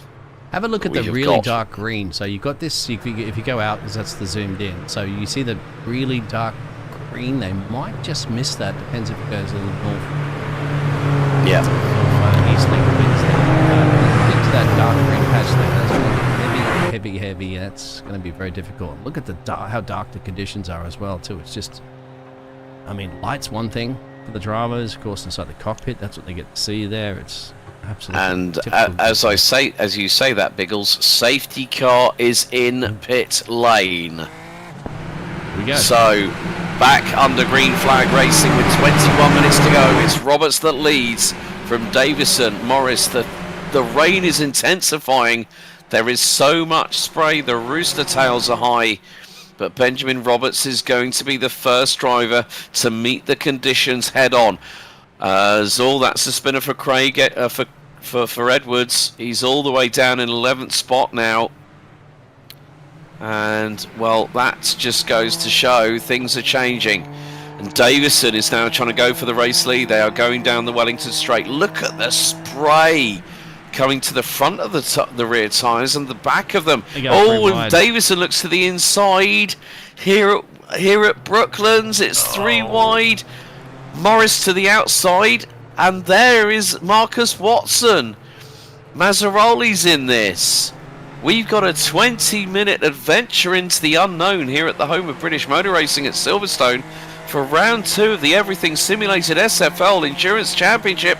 Nothing is quite yet decided until that checker flag falls as Mazzaroli dives up the inside of Morris, but look at the amount of steering wheel correction he's got. They are all struggling for traction. Morris goes off the track. Mazzaroli through to 4th. Davison leads. After the restart, Roberts in 2nd. Watson in 3rd. Mazzaroli and Morris round out your top 5. Mazzaroli closing in on Watson for that 3rd place. But Davison has got a little bit of daylight. 8.5 tenths of a second ahead of Roberts. Davison has managed this restart better than everybody else. It's going to feel like it's a big gap right now, of course, with these cars all battling it out behind him at the moment, of course, the conditions. But remember, too, Danny Davison also becomes the guinea pig one. He's the one that has to try to approach each corner unknowingly how bad it's going to get and how worse it's getting lap by lap as you saw the storm clouds are getting heavier and heavier. Yeah, this rain is not going away. It hit just before 40 minutes to go. And Watson now closing in. There's Mazzaroli throwing his 2 cents into the ring. Round the outside of all places at Abbey. Has to back out of it, lift off the throttle. He's got Morris not too far behind either. In towards Village. And Morris goes through on Mazzaroli. Mazzaroli's going to have the inside line here at the loop to retake that place back. But Davison has scampered away into the distance. Look at his lead. After a lap and a bit, after the restart, once the safety car peeled into pit lane, Davison is 2.5 seconds up the road and going away. It's like he's trying to get into Buckinghamshire at the minute. Oh, he's like a Lewis Hamilton in the rain conditions. This is not right. And Senna absolutely loves it. As these two are going for it, tooth and nail behind him. It looks like, mate, you can take any line you really want, but not that one. Oh, no! Roberts and Watson come together. And there's been further drama. Ethan Morris down to 11th. Morris, Roberts, they're all falling by the wayside. He's in the fence. Where's That's a hard click. Oh, he's in the fence. Could that be another safety car? Could that be another safety car deployment? Oh my goodness me. Morris's race has gone from great to absolutely god-darn awful. And here's going to be the moment where we see it's Morris. He loses it on the AstroTurf. Wow. And bangs straight into the barriers. The number 12 completely having both, well, pretty much front and rear and all sides detonated to oblivion after the slightest of moments. Because he went wide after Mazzaroli got up the inside of him. He goes on the runoff area, through on the grass, on the AstroTurf, and the front wing takes the brunt of the impact, and that car is going no further forward. Ethan Morris started in 6th place. Marcus Watson coming into pit lane. Has he suffered? Yes, he has. A little bit as a result? He's come off track as well. And this is when he was battling away. I think that was with Ben Roberts. Yeah, that was the contact. And that was the contact from earlier. So that's probably damaged the floor. Roberts is still carrying on, however, but Marcus Watson, what was looking to be a promising race, has been up and down like a pendulum on a swing. And there's the contact. Bang, the left front of Roberts clatters into the side pod of Marcus Watson. I'm sure the stewards are going to be very, very busy with any protest post-race. But we still have 16 minutes to go. And Danny Davison, the man that put it on pole position, now has a 4.3 second advantage. Jordan Mazzaroli and Douglas Gowans round out your overall top 3. And Jordan Mazzaroli at this point would take the standings overall lead going into round 3 at Portimao on the 22nd of June. This is really also going to help the likes of Douglas Gowans. He's currently P7 at the moment. That'll catapult him up the order. Scotty Bartime will also look to improve. That might put him into the top, keep him in the top 5. But more to the point, Danny Davison has been the one that we really have kept our eyes on, second in the sprint race series. And now he comes into round 2 of the everything simulated Formula Drivers League Endurance Championship, puts it on pole and is leading by a comfortable country mile. Marcus Watson, after repairing that damage, was in the pits for 7 seconds. Might have put on a little bit more fuel. He's now coming after Tristan McLaren because we have a new Challengers class leader, and that person is the Locked On Lads number 282 of Nathan Verney, who currently runs in 7th overall. Because Tristan went off track actually a little bit earlier too, so we'll keep an eye on that one. I don't think too much of a fight would be put up there on this particular case because of the switcheroo on the classes. But Tristan McLaren, this is the reason why. There's a little bit back on lap 37. I think he's gone too deep in the corner. Yeah, it's splashed it into the puddle, into the kitty litter, slows him down, but he dropped a couple places there. But he's still in it, crucially. as we're going to continue up to some battles that are occurring. There's Nathan Verney, the man that is leading now the class. I think looks like he just let Craig Edwards through there at the moment. Different battle, of course. Doesn't want to fight with Craig, especially in these conditions as well too. Scott Bartime, but is on the back there of Dougie, and that is, of course, for Pro Division positions. Tom's a little bit further, just shy of 1 second down the road there in P5. Yeah, Tom Donahue, the man who currently in the Pro Drivers standing, is down in 9th overall on 46 points.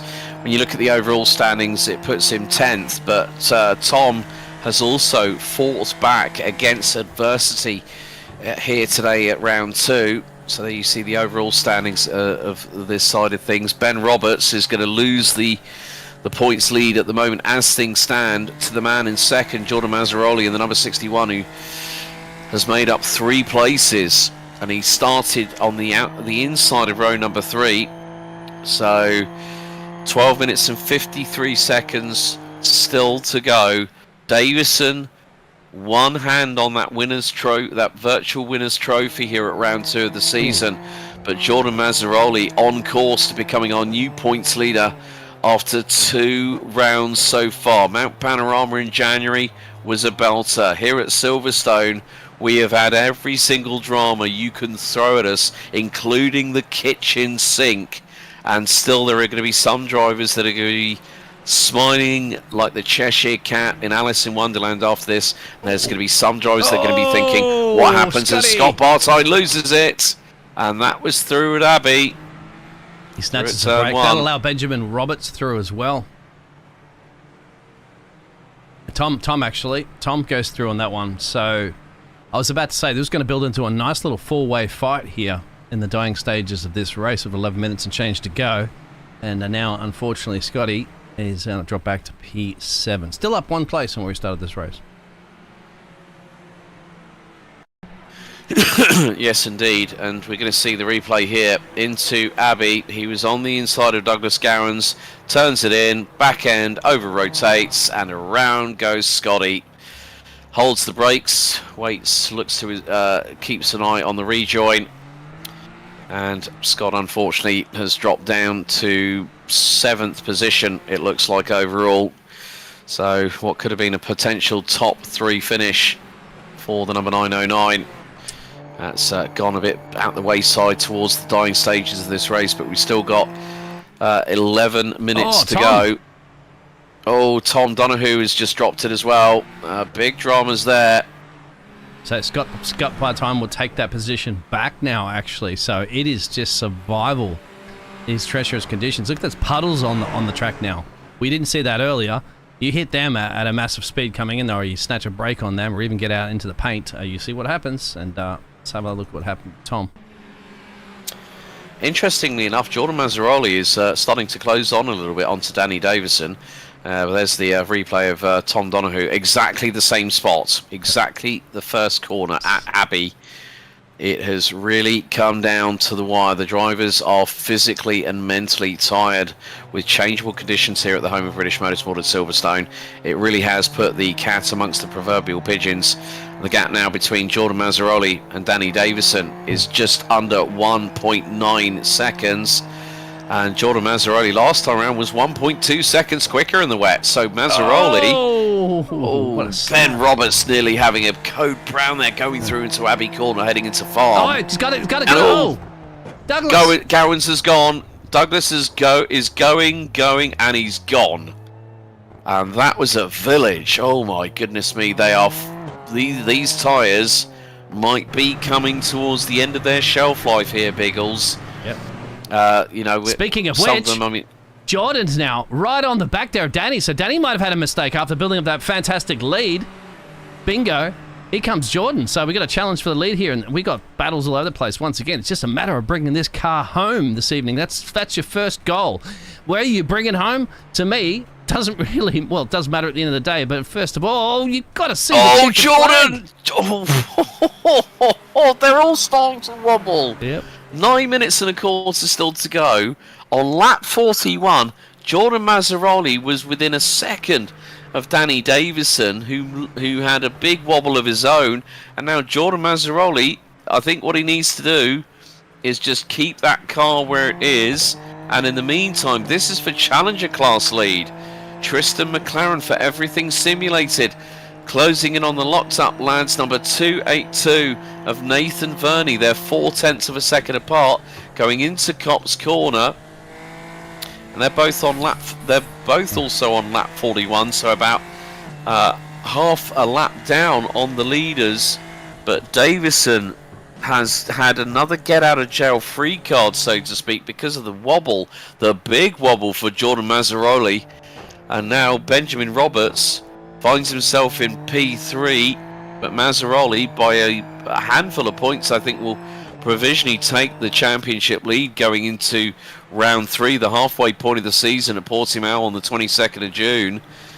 And so the drivers will be able to have a little bit more time to compose themselves before that. There's Tom Donahue closing in on Marcus Watson. He was. And that is for... had to lift off big time there as well, too. I know. Craig Edwards and Benjamin Roberts are going at it tooth and nail. This is fantastic racing. If this was real life racing, they would have red flagged this one a long time ago, but we don't get that here in the fantastic iRacing simulated world. In the simulated world, well, if it's raining, you've got to suck it up and go for it. And Edwards is now trying to put the pressure on Roberts, coming out of Aintree, down the Wellington Straight, heading into Brooklands. And Edwards is within 2/10. Roberts goes to the middle of the track and then decides to go into Brooklands. Edwards might get a good amount of traction depending on where he decides to put the car. Don't try going around the outside of what happened last time at Copse there, Craig. Good choice there to try and go for the undercut through at Luffield. Now they power through Woodcote. They're going to stay away from that curbing because that's going to be slipperier than an ice rink on a bad day. As Edwards through, is he going to try and go through at Copse Corner? Roberts still keeps it round the outside. Edwards very, very good to learn the once bitten, twice shy equation that we saw, but Edwards is effectively driving blind behind Roberts. So let's look at the spray. Yeah, that's Edwards having to go. Yeah, I know exactly. Those flashing red lights on the rear of the car are the only thing that the drivers are able to go by. But we still have just under 6.5 minutes to go. We're about to start lap number 43. Craig again chancing with death's door once more down the hanger straight into Stoke Corner. Roberts has to park it on the racing line, keeps Edwards at bay, who again has to back out of it. We've got a real ding-dong battle on our hands for not just P3 but also Mazzaroli has caught up to Davison. Davison lost 1.6 seconds on that previous lap. He's struggling. And then here we go. So the battle for P3 still pouring up at the moment. We have a blinker. Hopefully that won't be causing any problems. A little bit of water getting into the electronics of that car. So not giving the relay information back to us up here in race control. But absolutely fantastic. So, wow. You want to come down to an endurance race to the last 5 minutes and change, my friend, with excitement. We have 3-4 battles currently at the moment out on track. We'll make that multiple battles because Danny Davison and Jordan Mazzaroli 7/10 apart. Jake's going. And there is Jake Robillard. He's off the track, unfortunately. He's the number 19 for Everything Simulated Racing. 1 minute 37, well, he's now down to 4th. Marcus Watson closing in on Scotty Bartine, who in turn is closing on Douglas Gowans. This is for P5 overall, and also in the pro class. Marcus Watson trying to go to the outside through, coming out of Luffield. He's got to try and do what he can, but this could run him a little bit wide. But Watson's still going to keep it to the outside through Woodcote of all places. Scotty Bartine keeping on the racing line. Watson going to the outside. Is this going to be a case where Watson's going to have to back out of it? The answer's going to be a yes on that one, but he's still going to keep it around the outside at Copse Corner. Who says you can't go around the outside of Copse Corner in the wet? Well, Marcus Watson says, hold my beer. Absolutely fantastic driving, isn't it? That's bold and brave there, because there's a lot of puddles forming out there. You just don't know. You don't venture out there too often until push comes to shove. These drivers are absolutely risking it for the biscuit. There's Danny into the lead there. got a little bit of breathing space over Jordan, but they've all made mistakes here this evening. All these drivers have had a little off-track excursion and have made a tiny mistakes creeping in. Weather conditions do bring that here. It takes the best out of you. I think more than anything, fatigue is also kicking in right now, isn't it? Because they've done an hour and at least an hour and a half of motor racing at the moment with caution car and everything coming out there, and now they're plus qualifying, plus practice. Yes, you're right on that one. So most drivers will have been over the 3-hour mark of competitive action. And at one point, we had over 25 viewers on the JP Broadcasting Network watching the final few moments of this race. We're on lap 44, and we're riding on board with the man in the number 61, Jordan Mazzaroli, started P5.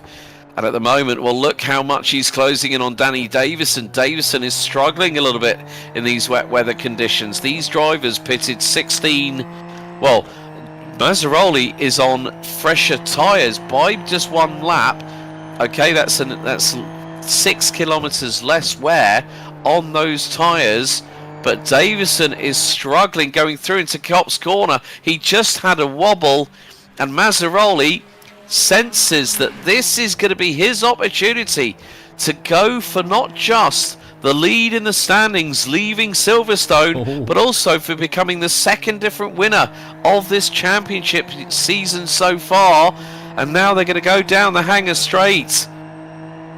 We could be next time around starting our final lap, and Jordan Mazzaroli is wheel to wheel down the Hangar Straight into Stoke Corner towards the inside, and Mazzaroli goes through for the briefest of moments, but Davison trying to power around the outside to get the inside line into Vale and into Club Corner. Look at the standing water on the left hand side, and Mazzaroli has completed the move. Mazzaroli from 5th at the start now leads with what will be more than likely our final lap. 2 minutes and 4, 2 minutes and 3. It's going to be final lap this time around, I'm sure. Loving those conditions, absolutely loving it is, but it's bold and brave. You can make a mistake. These two going for it, 2 for 0 for the 5th and 6th spot still as well. Who's going to win that little inter-war battle between these drivers in fantastic and horrible conditions?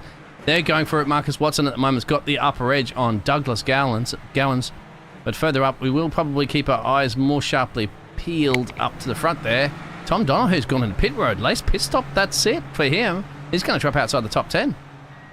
Yeah, that's probably a splash and dash. Yes. So some drivers have not negotiated their fuel in the safety car window that we had for a couple of laps. But Jordan Mazzaroli has got Danny Davison firing back at him. And they're coming through into Luffield for what now? We haven't had the word on whether it is the final lap, but I would imagine that when we came across the line, it was 2 minutes to go, and with them running at a 2:06.0 for Jordan Mazzaroli and 2:07.4 for Danny Davison. Well, now the hunter becomes the hunted as they go through Copse Corner here on lap number 45. I think this will be the checkered flag at this race, but Danny Davison is fast running out of corners to catch and pass Jordan Mazzaroli. But Danny Davison's lost it! That's it! That's the race deciding moment for Danny Davison. He's not going to pick up the win, and Jordan Mazzaroli now has clear air and daylight at the end of the tunnel. A 3.7 second lead down the Hangar Straight here on lap 45. Jordan Mazzaroli, I bet, cannot believe his luck right now, as he's going to go through into Stoke Corner here on lap number 45, through into Vale. Timer is counting down. We are at 7, 6, 5, 4, 3, 2, 1, 0. The timer strikes out of Club Corner. Jordan Mazzaroli, will he pick up the checkered this time? Ooh. No, last lap. Last lap. He's going to be like, last lap. Darn it! I was hoping for that. I was hoping. Yeah, we were both hoping for it as well. But it's going to be lap 46 that we're on now. Scotty Bartime closing in on Douglas Gowans for P6, but Jordan Mazzaroli was hoping maybe that the checkered flag might be out, but I think probably it wasn't going to be the case. This time this should be the final lap. Johnny Monday going, excellent passes. Yeah, and unfortunately for Danny Davison, an unfortunate spin right at the moment where he did not need it. He was within half a second of Jordan Mazzaroli, who is up 4 spots from the inside of row number 3 at the beginning of this race, just over an hour and a half ago. It has been a race to remember here. Still in the not Everything over Simulated for the Challenger Series as well too. These two are going for a tooth and nail as well. And I wanted to ask you there, Jono, if would you like to be out these conditions 3 hours later, paddling it out tooth and nail, where you can barely see the track? Oh, it has been a race to remember here at Silverstone. The home of British motor racing always brings something special to the party. And more to the point, our race leader at the minute is 70% of the way through the lap. So coming through Copse Corner now is Jordan Mazzaroli. Very shortly we'll have to concentrate back on him, because this battle here between Douglas Gowans and Scotty Bartine is about half a second apart. But there is Jordan Mazzaroli for the last time. He is going to come out of Stowe Corner. Short run up to Vale, now into Club. And it's going to be checkered flag this time, from 5th on the grid to victory and point standings leader out of the final corner. The number 61, it's Jordan Mazzaroli, who wins here at Silverstone amidst torrid, wet weather conditions.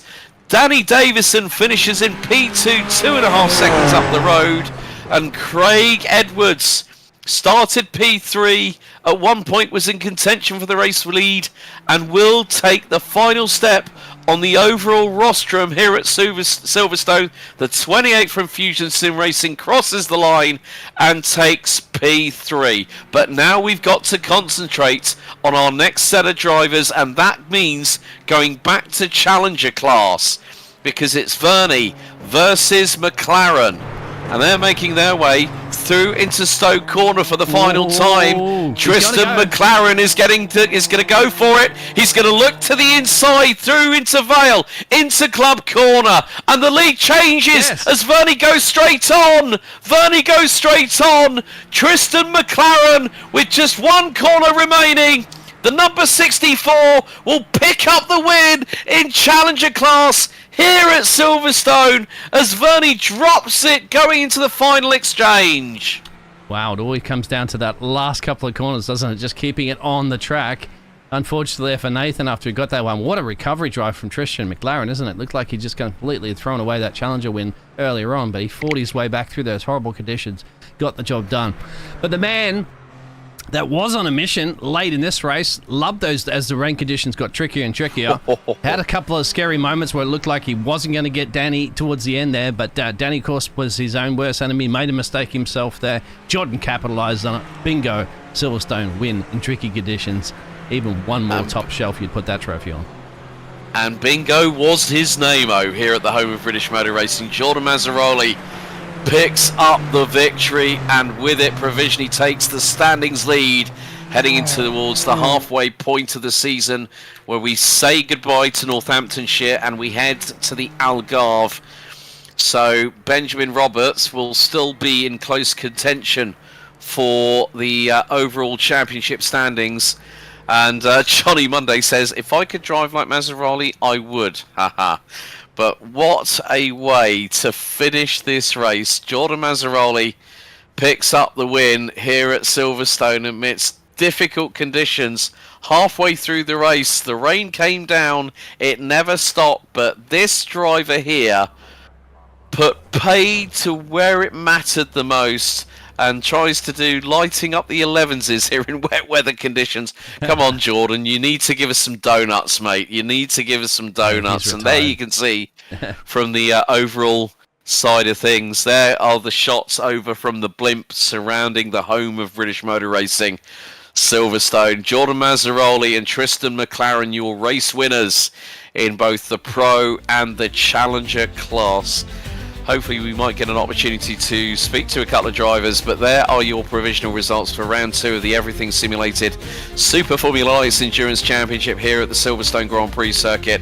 Jordan Mazzaroli picks up the victory ahead of Danny Davison, who started on pole position, and just with a handful of corners to go would spin out and lose the opportunity to go for the W. Craig Edwards for Fusion Sim Racing rounds out your top 3 overall. Ahead of Benjamin Roberts, Douglas Gowan, Scotty Bartine and Marcus Watson.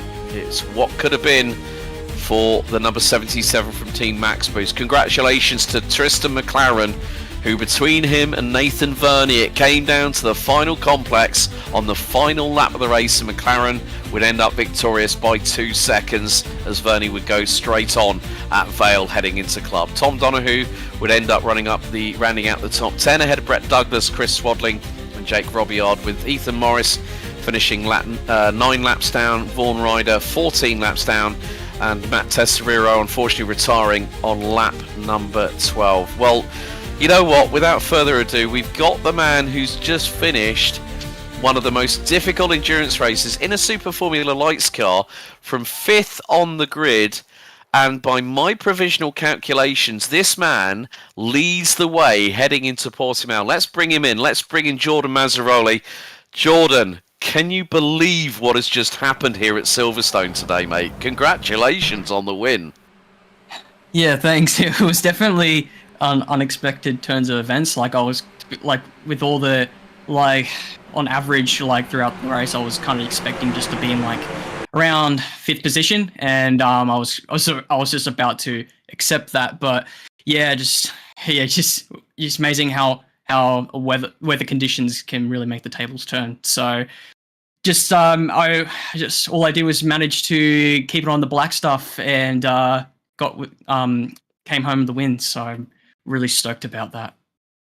It was pretty close between you and Danny Davison because you were both giving each other as good as you could get, and unfortunately Danny span out with a handful of corners to go, giving you that daylight at the end of the tunnel. But it was going to be between you and him for the race win as we got to those finals, so like 7 or 8 minutes, because there were a lot of drivers, including Marcus, who was pretty strong early in the race, but had quite a few dramas. I mean, we had Craig Edwards in the mix, we had Ben Roberts in the mix. It was a case of get the car home first, then wonder where you finished, wasn't it? Pretty much, yeah. So when the second safety car went out, and being the conditions there are, I was kind of expecting it to be pretty bit of carnage. Well, everyone eager to get up to the front with not as much time to go. So so I just I just decided, obviously, to stay in there, but to just wait until somebody cracked, and which it paid off. I think Ben Roberts and another guy, they collided and I just managed to sneak through only just. Yeah. Surprised I made it out there, made it through that incident alive. But yeah, then just from there is just make sure just to hit my apexes and make sure I stayed on the track. So yeah. Well, with that victory, Jordan, this provisionally puts you at the top of the standings heading into Portimao on June 22nd, because you were 11 points behind Ben. You've now picked up a win. You must be feeling on cloud 9, but also with that being absolutely physically and mentally exhausted after that 90-minute race. Definitely. It was like, especially near the end there, where you had pretty much had to be concentrating at all times. It was definitely really mentally, it took a toll on me mentally, especially trying to make sure I get ahead of Danny near the end there. I'm absolutely like ecstatic that I actually managed to make it home in front. Yes, and now I'm ahead in the championship going to round 3. So yeah, to be honest, I'm absolutely fried after that. It's just I'm struggling to put sentences together. I'm just drained after that. I don't blame you at all for saying that, Jordan, but congratulations on the W. Congratulations on becoming our new points leader on the Everything Simulated Formula Drivers League Endurance Championship after round 2 at Silverstone. Anyone you'd like to thank before we let you go, buddy? First off, I just want to give a big thank you to my dad. We spent a fair bit of time last night figuring out our pit strategies and and planning out how far we should go and how many stops to do. So, and he did a really good job on that. So I just want to thank him. And also just to my team, Tulip Racing, Martin Lipsky, always giving us support in the team.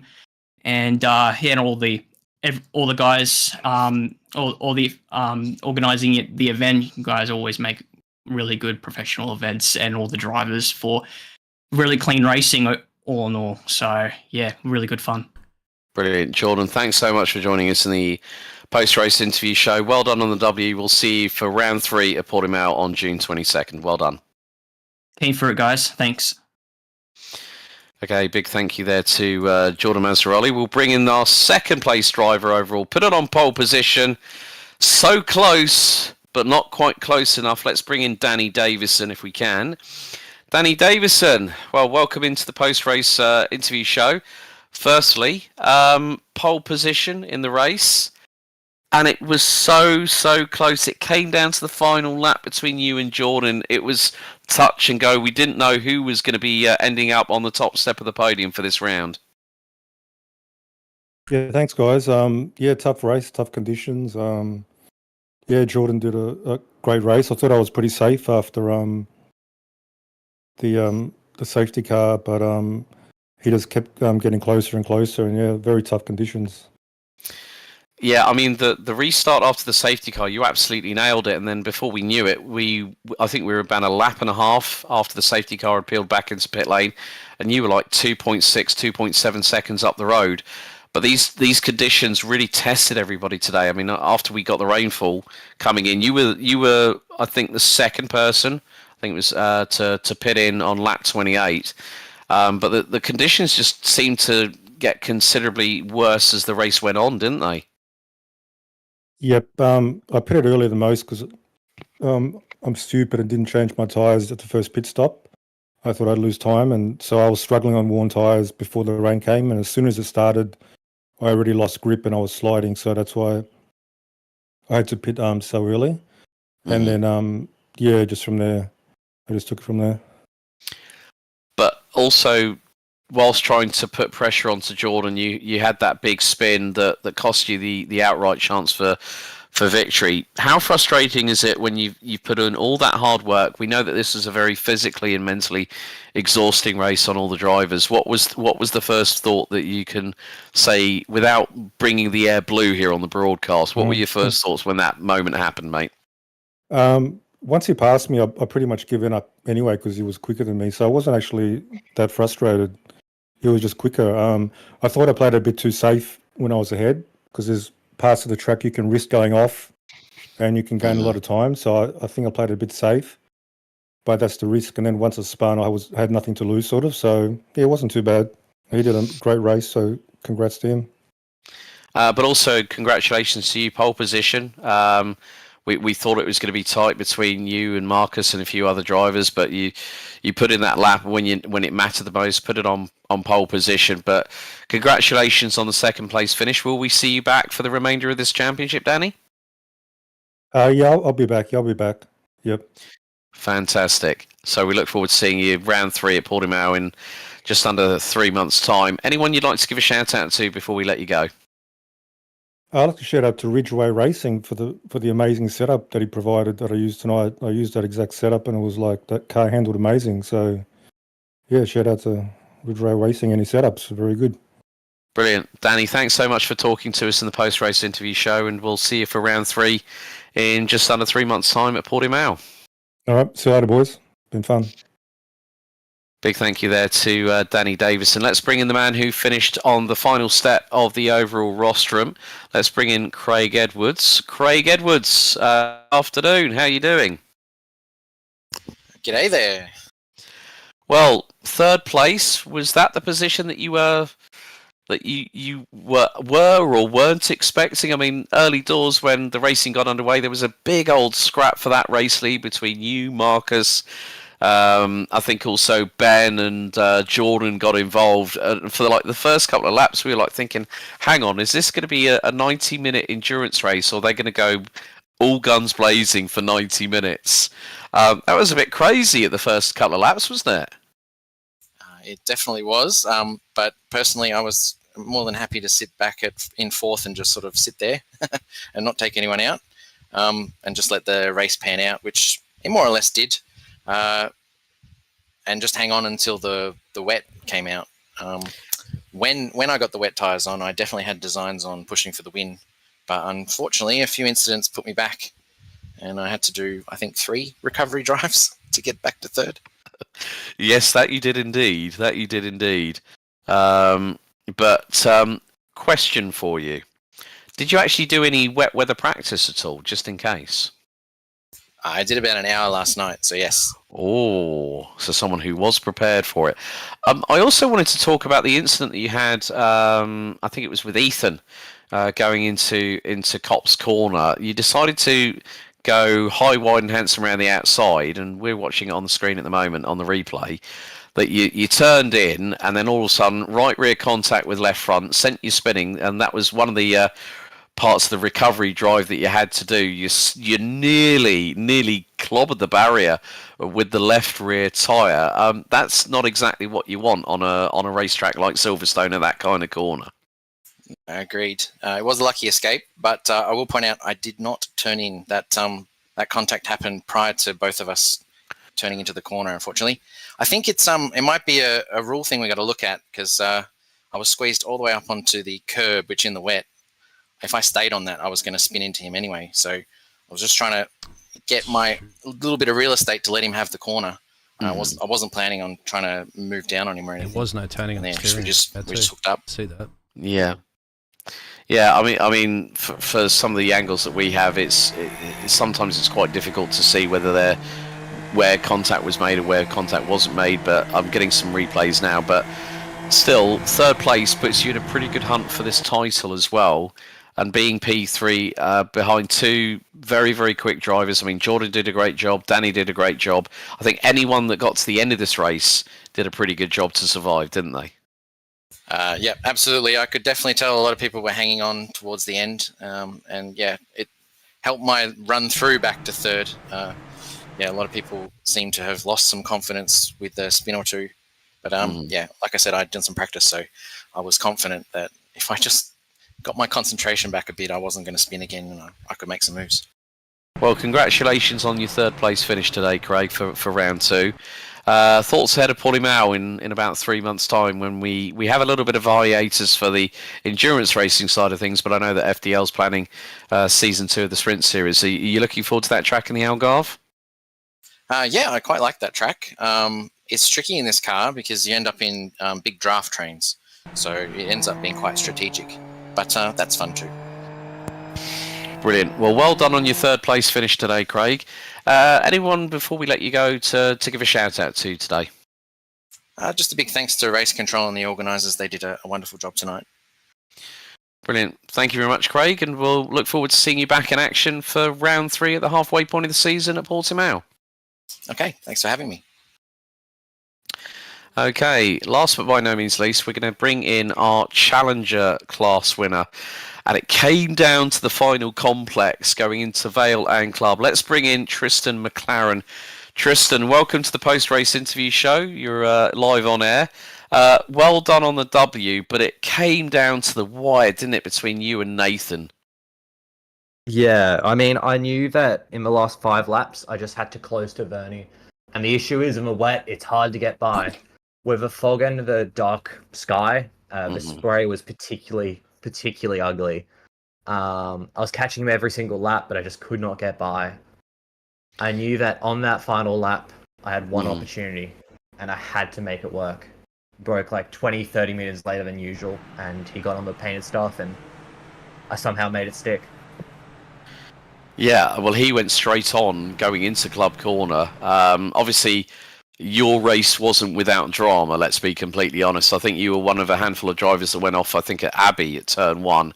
And we're just seeing a replay as well. The track got progressively worse with the consistency of the rainfall onto the circuit, and then we had bigger standing water puddles. I think most notably coming out of Stoke Corner, going into Vale and Club. I mean, Vale had a lot of standing water on the left-hand side. I mean, how much practice for wet weather conditions did you do before this race? Oh, the team at Everything Simulated Racing, we'd done a good amount of sessions. I came a bit late to today's practice because I was practicing wet to dry and dry to wet, and it helped, certainly, a lot. I saw that 70% chance and went, I'm not rolling the dice, and got to practice for this. That was a pretty shrewd call to make then, Tristan, to be honest with you. But also, it's nice to get a W, isn't it? Especially after such a taxing race as well, around one of the fastest circuits in Grand Prix folklore that's been around since 1948. But still to have that win, to give you a bit of a nice little motivational boost. Of course, we've got just under 3 months to go until the halfway point of the season at Portimao. Is that a track that you enjoy racing at? Oh, yeah, I love Portimao. I'm actually excited for the round after, though. I'm very excited for Spa. I'm particularly quick around there, but I'm so excited for the rest of the season. I'm hoping, today I was with Donahoe, but he just pulled away a bit, and this isn't one of my personal great tracks. I'm keen to see where I can place further and later into the season at more confident tracks. So I really want to take the fight to those pros. Mm-hmm. Now, this is the first time I'm going to ask this season. Obviously, the final race, November 23rd, it comes down to a driver's vote. If you had a choice of any circuit, not including the ones that we're going to be racing at over the 4 rounds leading up to it, what would you choose and why? Oh, it's hard to say. I mean, I love a couple tracks. Two that immediately come to mind is Suzuka and Zandvoort. Zandvoort's a particularly good of mine. Albeit I binned it at the SFL Choose on the final round, but I'm particularly quick around there. Any of those two I'd love. They both flow so nice, and with these cars, just the flowy circuits are the best ones. Well, that's good to hear. Two circuits that I actually enjoy commentating about as well. Suzuka with the figure of 8, and then Zandvoort, which has been heavily revised but still has that old school North Sea charm about it. But Tristan, congratulations on the win today. Who would you like to thank before we let you go? Yeah, I'd just like to thank all the team sponsors at Everything Simulated Racing. RSW Graphics, who make our wonderful liveries. I love the hexagon look. It's such a nice revised livery for us. Everything Simulated, wonderful guys, great simulators. Go get them from there. RKS gloves, I wear them every single day. Anytime I race, I'm in these gloves. Go buy them. Great quality and cheap. Adrenaline events, if you need a simulator. Home computing, and of course, I think my father and mother are still on the line, and best thank you to them for supporting me, but also to get to my dad. To my dad, recover, please. Come back home. Yes, indeed. Hopefully he'll be fighting fit and firing on all cylinders before you know it. But Tristan, thanks so much for joining us in the post-race interview show. We'll see you at round 3 at Portimao on June 22nd. See you guys then. So, there you go. There are our respective results for the classes. So Jordan Mazzaroli picks up the victory in the Everything Simulated SFL Endurance Championship here at Silverstone as round 2 comes to a close here in the Northamptonshire countryside. Danny Davison and Craig Edwards, your top 3 in the pro class. Benjamin Roberts, Douglas Gowans rounding out your top 5. And we've just spoken with the man from Everything Simulated Racing, the number 64 of Tristan McLaren, winning by nearly 1.7 seconds. It was so close for Locked On Lads Racing's Nathan Verney in the 282. Going straight on just off of Vale and into Club Corner, thereby deciding it with 1 turn remaining. Brett Douglas, Chris Swadling, Jake Robillard and Matt Tesseriro rounding out the finishers. But Bggles, you know what? Round 2 is in the books. We've got a little bit of a break, so to speak, until round 3 at Portimao on June 22nd. This has really brought the championship alive here at Silverstone today. Certainly has. There's going to be switcheroo. Of course, that's what happens when you go from Bathurst over to Silverstone now. We had to also mention about that Tom Donoghue. He did end up finishing in P10, but that late pit stop, you mentioned that from Tristan was having a nice little battle with him earlier as well too. But he ended up getting that position from Tom because Tom Box, even though Tom, of course, was in a different class still, but Yeah, I guess that's what it was. I'm sure that you can find out in the Discord what happened to Tom on that position. But I think he was running about P6 or P7 at the time. But yeah. Well, the funny thing is, gasoline. Funny thing is, Tom's just said in the Discord chat, Jimmy Peacock did well to manage the safety car on slicks. Oh, he did too, didn't he? Yes. He did. Yeah. So well done to Jimmy Peacock. That's an unsung hero if ever you thought of one. There's the remainder of the calendar. 22nd of June, Portimao. Spa on the 7th of September. We've already heard from Tristan McLaren which tracks he would like to go to on the 23rd of November, be it either Suzuka or Zandvoort. That really wraps up our coverage of the everything simulated Super Formula Lights FDL Endurance Championship here at Silverstone. A big thank you to Print Racer, Image Digital, Ridgeway Racing Setups and RSW Graphics. This has been a JP Broadcasting production. You've joined myself, Alex Goldschmidt, and Dean Bggles over the course of the last couple of hours as we've been through the ringer, not just in the commentary box, but out on the virtual racetrack here at this second round of the season. The halfway point sees us head to the sunny Algarve, and hopefully it will be then on June 22nd for round 3. There's plenty of racing to catch up with on the JP Broadcasting Network, as today here on the 30th of March it is officially Mother's Day, and I'm looking forward to spending some time with my mum a little bit later on today, but a little bit of sleep and respite is in order. We've got the SP Webs installation with Jack in association with Jack Ashton. They are heading to Spa-Francorchamps at 12:15 British summertime. I can finally say that for the first time this year. And then a little bit later on, IGP Fun, Super Formula Lights, head to Portimao for their second round of Season 2 for 2025. Thanks very much for everyone that's watching and that has also been involved in the YouTube chat. Well, as I always like to say, race hard, race fair, and if in doubt, you better go flat out. Thanks for watching. We'll see you next time. Goodbye for now.